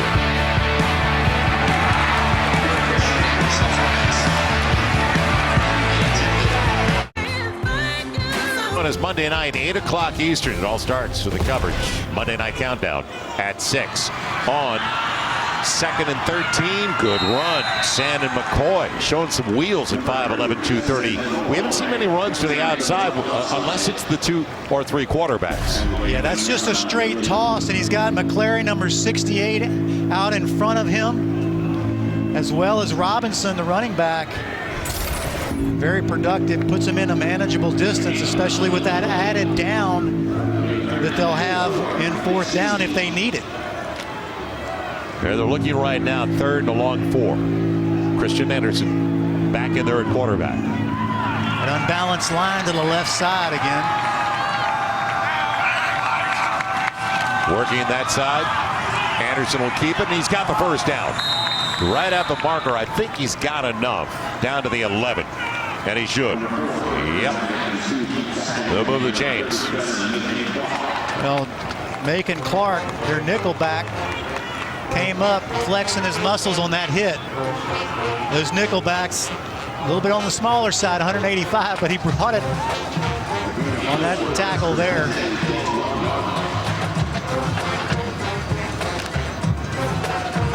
Yeah, it's back to odd and even. This is the 14th play of the drive for Army. Started back at their 25. It's Buchanan. They finally slow him down right at the line of scrimmage. That's a physical Sample, game. yeah, and Johnson combining. It takes 2 or 3. Yeah, we were hearing those hits up in the booth. And then you get up real slowly because you feel the pain. Because, I mean, my time at LSU, we played a lot of games and a lot of teams, and you always remember the ones that hit hard. And I remember Kentucky, they used to just bring it. They were never very good, right? But man, they used to bring it. They were a physical group. Physical group, and you just. Well, you're not surprised. that Army is going to be tough. I expect that from the service academy. You said it. Those guys live for contact. And a resilient group at that. They were down, if you joined us late, 14-0. Made it 14-12 before we went to halftime. Man, we're anticipating that it's going to go down to the wire with the way Army hangs in there. Their toughest game of the year, they hung in there against an undefeated opponent, Cincinnati, earlier this season, and that was only the 3rd game of the year when they lost to the Bearcats by 14, 24-10. There's no quitting them for sure. I asked Coach Monken about their bowl success. They won 4 bowl games, and he said that that's pretty much their senior night, the last game they play, even though they celebrated at home. He said, senior night to me is their last game. And he said because his guys like to finish, they want to fight to the end. And so very similar in a game situation, they're never going away. You don't care what the scoreboard says. Yeah, their success has been amazing since the 2016 season under Jeff Monken.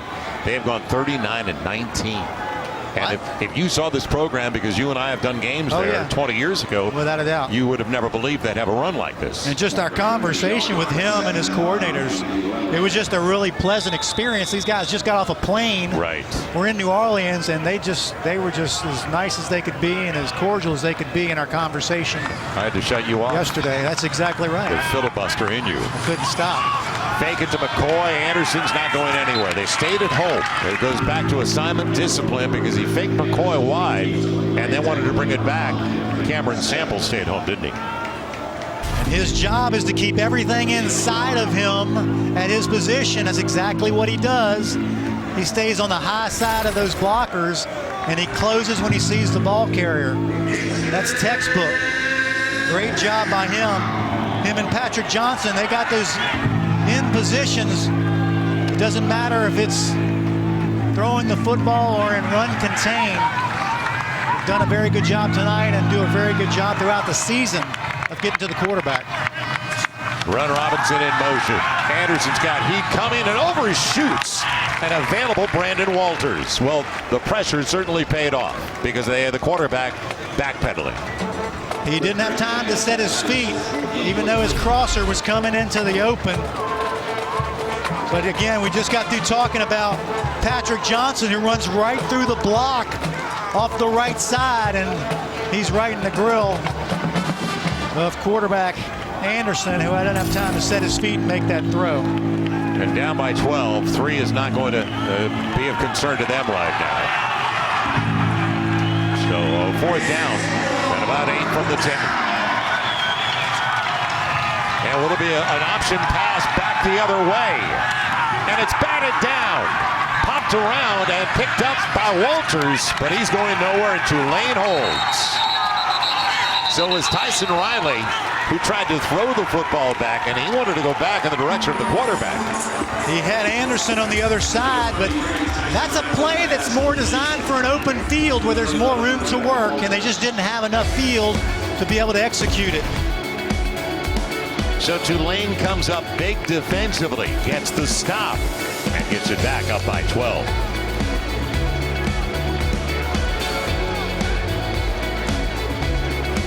American Conference on ESPN. Joel Myers, Brian Kitchen on a perfect day in New Orleans. We're uptown. Tom Benson Field at Yeoman Stadium. And Tulane's got it back 1st and 10 at their own 13. Now can Tulane run the football because they have not had a running game for the last 2 quarters. When that back moves, they run the football. And down he goes. That's Cameron Carroll. Good job. Underneath. That was Cockrell who tripped him up. By the way, Army's got to be frustrated, though. You hold the ball for better than 8 minutes, 17 snaps, 61 yards, and you come away with nothing. That's frustrating. Good news is their defense is pretty fresh. They've been sitting around watching for basically a quarter. We had 4 possessions, and we're in the second half, and we're already somewhat into the 4th quarter. So what you're saying is your cup is always 90% full. That's exactly right. Pratt on 2nd and long after a loss of 4. And it gets the yardage they lost back at about 6 more. And it's going to bring up 3rd and 4, 3rd and 5, going to Deuce Watts. So he was only 5 of 13 in the first half. Actually 5 of 12 in the first half, and now 16 of 23. So on his way, and 17 of 24 after that one, 183. On his way to his 4th consecutive games of throwing for better than 200 yards. But can he get 5 here? On the slant, they got the first down. It's a pop on Jaquan Jackson, but he holds on. And he had a lot of space, didn't he?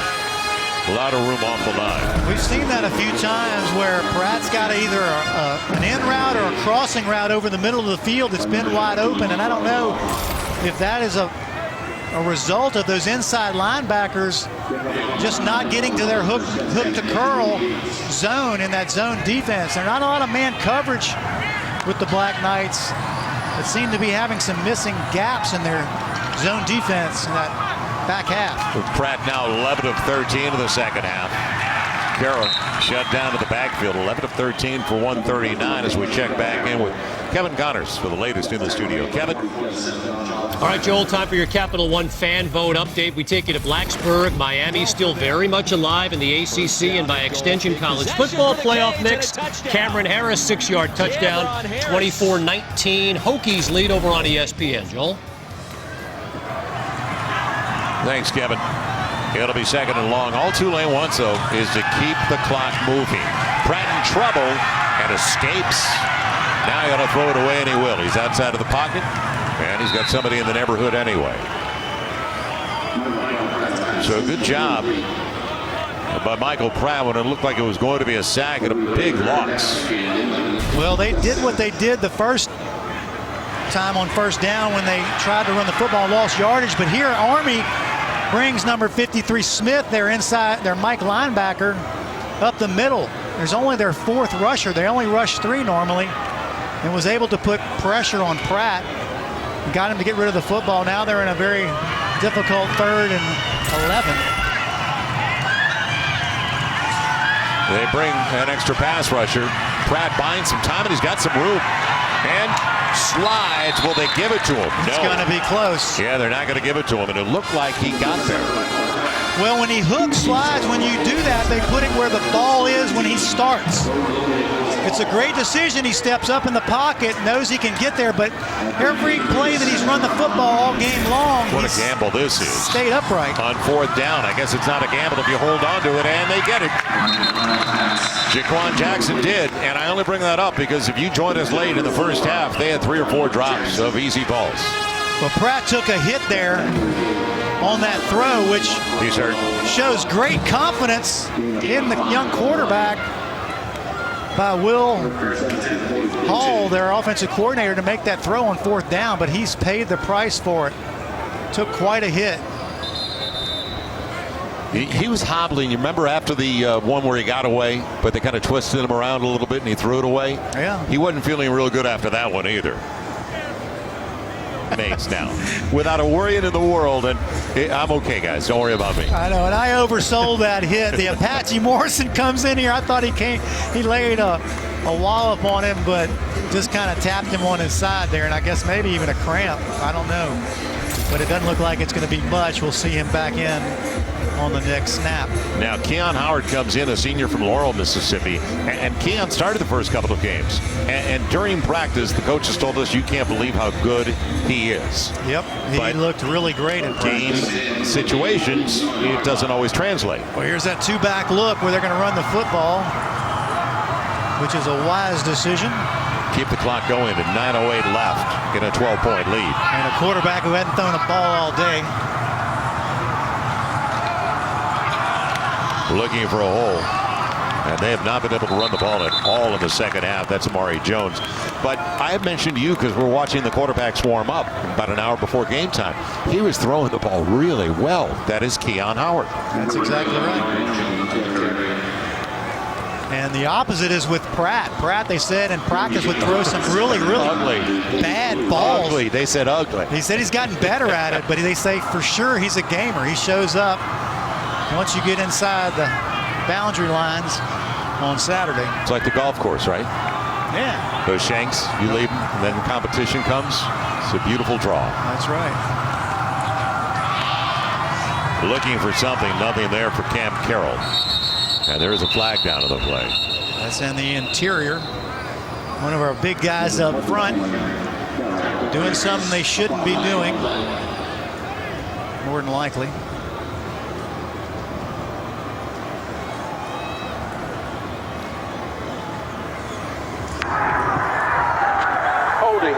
Offense, number 52.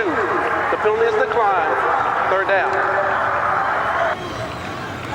So now it's going to be 3rd, man, about 7. What's left for Army on their schedule after the Tulane game. And remember, Army hasn't played for 2 weeks. They were worried about timing, rhythm. Well, they picked it up. You could tell in the second quarter they got it all back. But they had 2 weeks off because the Air Force game was canceled due to COVID last week. And they had a design bye anyway on the 31st. Yeah, it's a long time not to play football. Especially in that system. Middle of the season, actually. Pratt in trouble and on his way down. Army gets the sack and a loss of a couple of yards. It's Amadeo West, who they have talked about a lot to us, the senior from Oceanside, California. Yeah, they had 7 guys right around the quarterback. They had 3 vertical routes, and they were all covered up with help over the top. Pratt did the wise thing by bringing it down.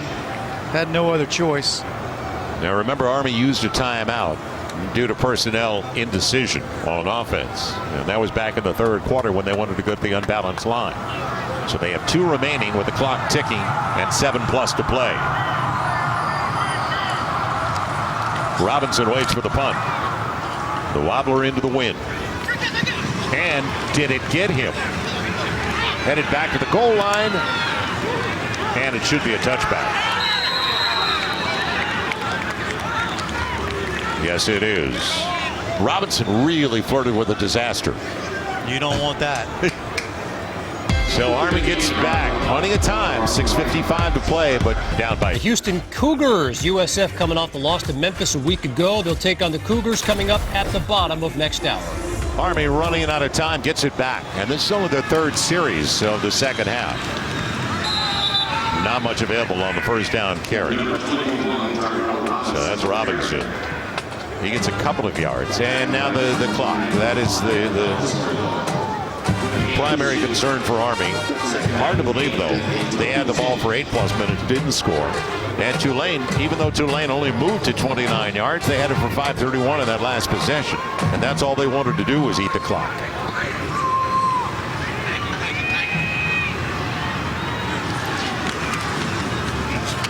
Anderson got a good open field play.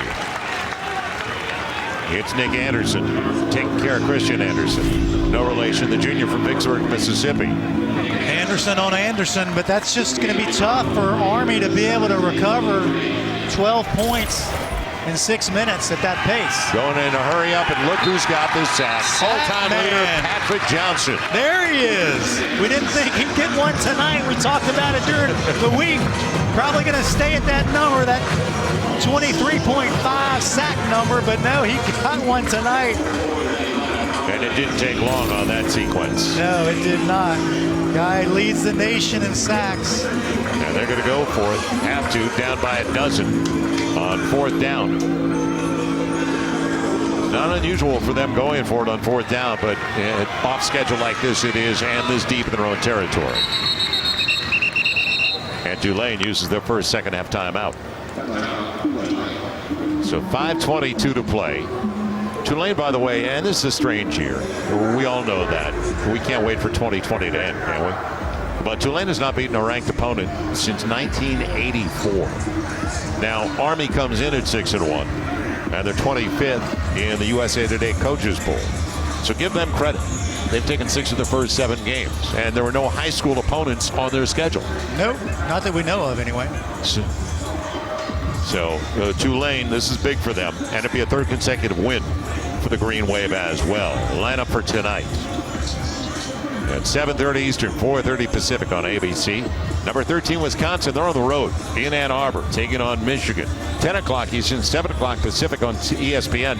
Terrence Crawford is going to defend his WBA welterweight belt. It's against Kell Brook in Las Vegas. That's our lineup on ESPN, ABC, and it's the ESPN app as well. Are you a boxing guy, Joel? Do you watch boxing? You know what? In the old days, yes, a lot. Yeah, me too. The old days. But there became so many organizations and so many belts, you lost track. That's exactly right. Well, see, Tulane called the timeout.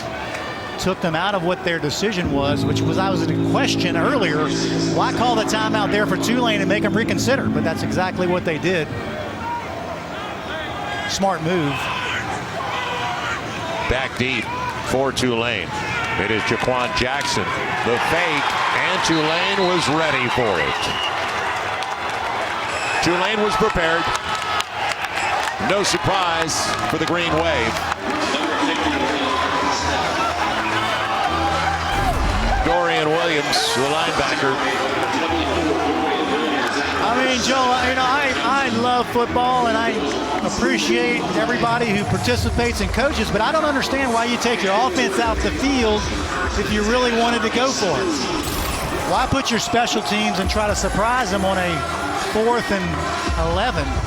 Well, you could tell Tulane, they were alert to the possibility. So that's my point, is you leave your offense on the field that might be a lot better equipped. I shouldn't say might be. They are a lot better equipped to handle that situation.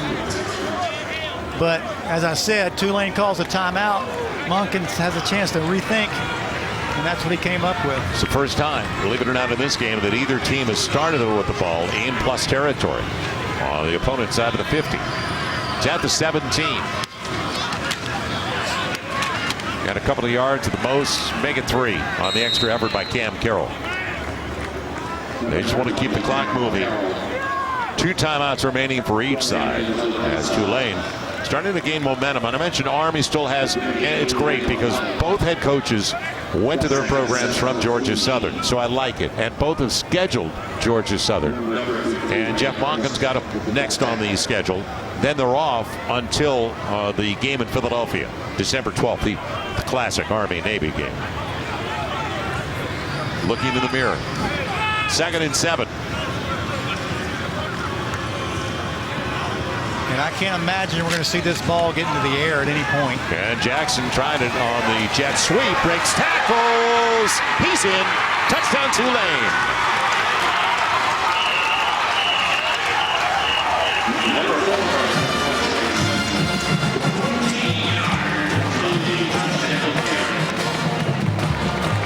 So if there was any doubt, it has been removed. Great job of staying alive, spin move, and making it all the way to the end zone. You just don't see Service Academy guys missing tackles that often. They're a very disciplined group. But when you have that elusiveness like Jackson, that's the only reason that happened. Getting better by the week for Jaquan Jackson. He had a career best 7 receptions last week in their win. Glover for the point after. And Tulane, with 4:26 to play, is going to be looking at better than the 500 mark. Nice run for the Green Wave and Willie Fritz.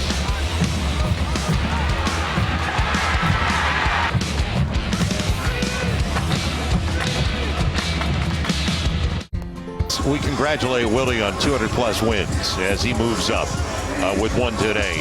But what he's brought to this program, and we mentioned it in the first few minutes of this telecast, this undergrad school of what, maybe 12?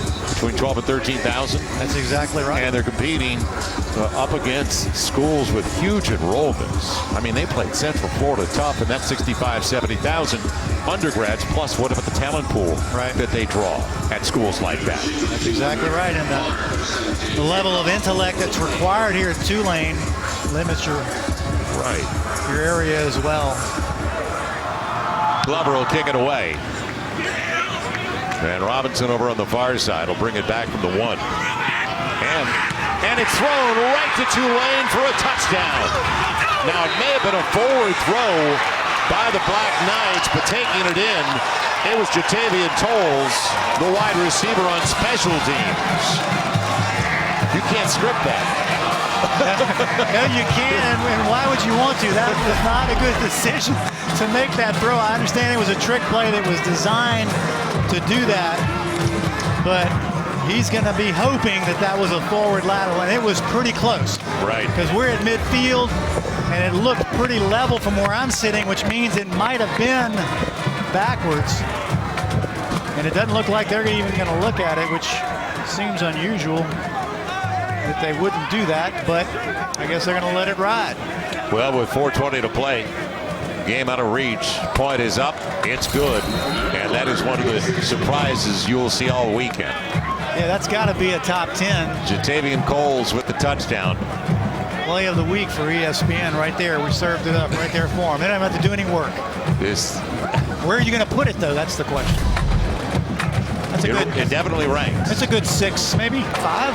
Well, Tulane over 30 points 7 consecutive times now this season, and that matches a streak that was set 22 years ago by the 1998 team. So a lot of things going well on this campus uptown.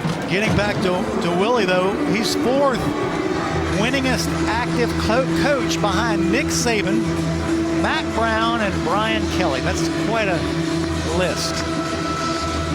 He's done it a long time at a high level. And we talked about it in the break. He's just a great guy. Seems to really care about his kids, which is what coaching is all about.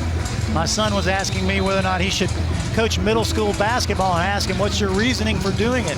Because the #1 priority needs to be able to influence those kids. Right. Change some lives. Exactly.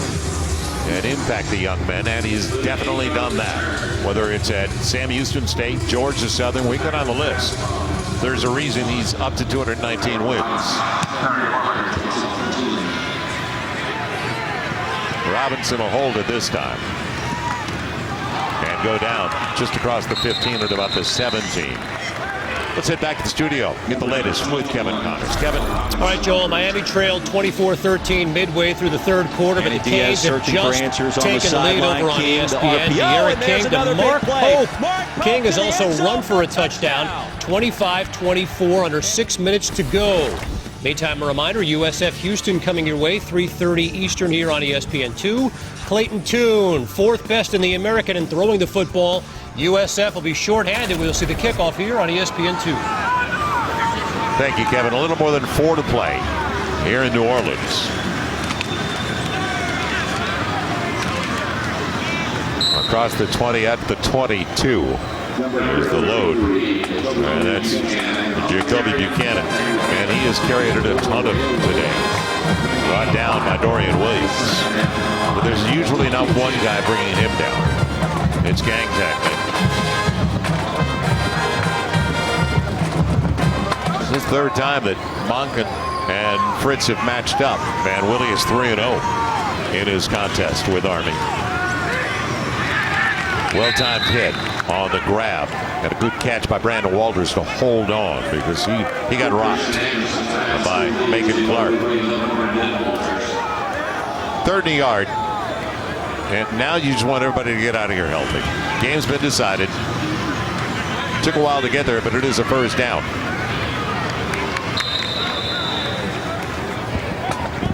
Yeah, it just shows you how far off Tulane's playing.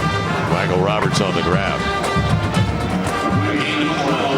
Stop the clock momentarily for the movement of the chains. Quarterback draw. He didn't plan on throwing it, so he threw it away because he never crossed the line of scrimmage. Smart play. An intelligent quarterback. Christian Anderson. I'll stop it momentarily. But Army hung in there. Army made it a ball game. At halftime, he came in late. It was 14-12 Tulane. Yeah, they don't miss that. They don't get that extra point blocked on that first touchdown. Right. And they score the second one and get the extra point. We have a tie ball game. And maybe it plays out different. Well, it's some doubt in the mind of your opposition going into the locker room because Army had the momentum going into the halftime locker room. Buchanan, man, he is a truck.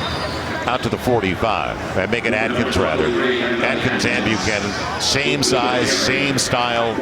They look for contact, I think. Yeah, that's probably high on the list rather than other positions on the field for sure. Tipped and picked. Interception for Tulane. It was first deflected by Williams. And then the pick belongs to Willie Langham. And that'll do it. If they have to play catch up, it's a different story, as we know, for Army. Some teams, it's down in distance, throws them off schedule. But if Army's trailing, it is really tough to play catch up. Next UFC Fight Night, that's today. It's going to be Las Vegas on ESPN+. Paul Felder going up against Rafael Dos Anjos, who's moving down in weight. Lightweight main event. Prelims at 4 Eastern, main card 7 o'clock Eastern in both English and Spanish. And to get ESPN Plus, go to ESPNplus.com or download the ESPN app. New quarterback in there. Justin Ibieta has taken over. So you get some guys in there that work hard all week in practice. It's a gain of about a yard. And a timeout for Army. We're not surprised, are we? Well, I'm glad to see getting some PT for those guys, like you said, who are blocking dummies during the week at practice. Don't get a whole lot of experience in the game. This is just as good as any. Great reward for these kids. Work hard. Man, these young men's out of the country day school right here in Metairie, in one of the New Orleans suburbs. And Jeff Monken just set an example for his team. And that's why I said we're not surprised. It's Army. They're not quitting. Love those kids. They work hard. Right. What they do for our country. We were doing the national anthem earlier. It was hard for me to keep my composure just thinking about those kids and what they've signed up for. He'll keep it across the midfield stripe down to the 48 of Army. And Army will use their final timeout.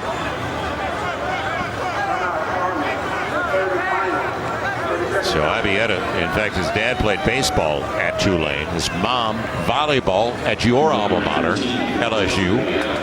Wow. It's a forgettable year for Coach O and the Tigers. Yes, it is. Is that tough for all you alums? It is. I was talking on a radio show earlier this week, and it's hard because you don't want to pile on. But at the same time, they had such a great year last year, right. A remarkable year that really no program gets to experience. And to have such a huge drop-off has been really tough to digest. Well, they're used to such success, even if it's not a championship. There's always 9 or 10 wins easy. It seems that way. Herb Street made a great comment on game day a couple of weeks back that because one of the guys, I think Desmond, had said something about rebuilding. He says, no. LSU doesn't rebuild. Right. And that's the hard thing because losing is one thing, but losing bad is another. And it's just tough as a fan, without a doubt. So Ibieta, whose mom is now the volleyball coach at Country Day School in Metairie, taking a third down snap. Third and about 6. And gets the block, gets the first down. And it looks like a natural. Inside the 20, and that'll do it. What a thrill for this young man. He's just a freshman. He's got a nice stride there. It's like he didn't want to get to full speed.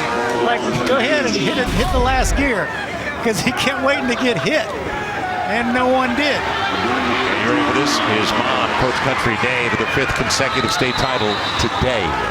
Today. Wow. I guess he's going to watch the tape later. Great for Mom. It's congratulations. Yes.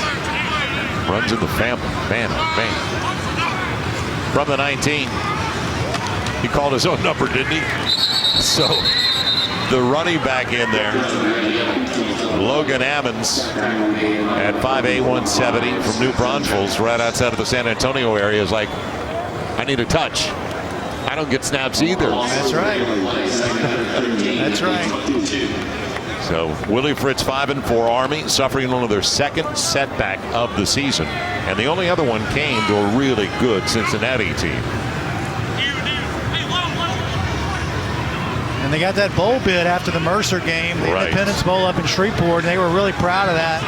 Proud for his kids. They've won 3 bowls in a row.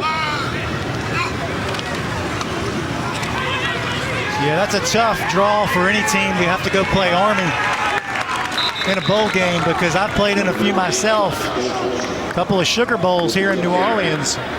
And it's hard to get up for those games when they don't count. And when you're playing a team like Army, guess what? You better bring it. And by the way, look at this appreciating the success of one of the guys that backs him up. Same age. That's a healthy atmosphere is what Willie's got. Without a doubt, you love to see that. Kids pulling for each other. Josh Hall and that's in there now at quarterback. That's the greatest element that you cannot formulate is team. Right. And he gives it off to a guy that doesn't get Logan Ammons, who doesn't get touches. And he's holding onto the ball like it's a bar of gold. That's awesome. That's it. Tulane's over 500, and they've won 3 consecutive games. And 2 coaches that know each other well. We'll meet, and we'll also see the impressive Army squad as they gather, like Tulane at the end of the game. Well, Brian enjoyed it as usual. And Army did everything they could in the first half. It just got away in the second 30 minutes. For Brian Kinchin, Lenny Van Gilder helping us up in the booth, I'm Joel Myers. Thank you for joining us at Tom Benson Field, Ullman Stadium in New Orleans. Final score, Green Wave 38, Black Knights 12. Now remember, all games airing on the ESPN networks, streaming live and archived on the ESPN app as well. This has been a presentation of ESPN. Thank you for being with us so long from the Big Easy. And don't go anywhere. Kevin Connors, Jim Mora Jr. Coming up next, we'll head to the scoreboard with those two.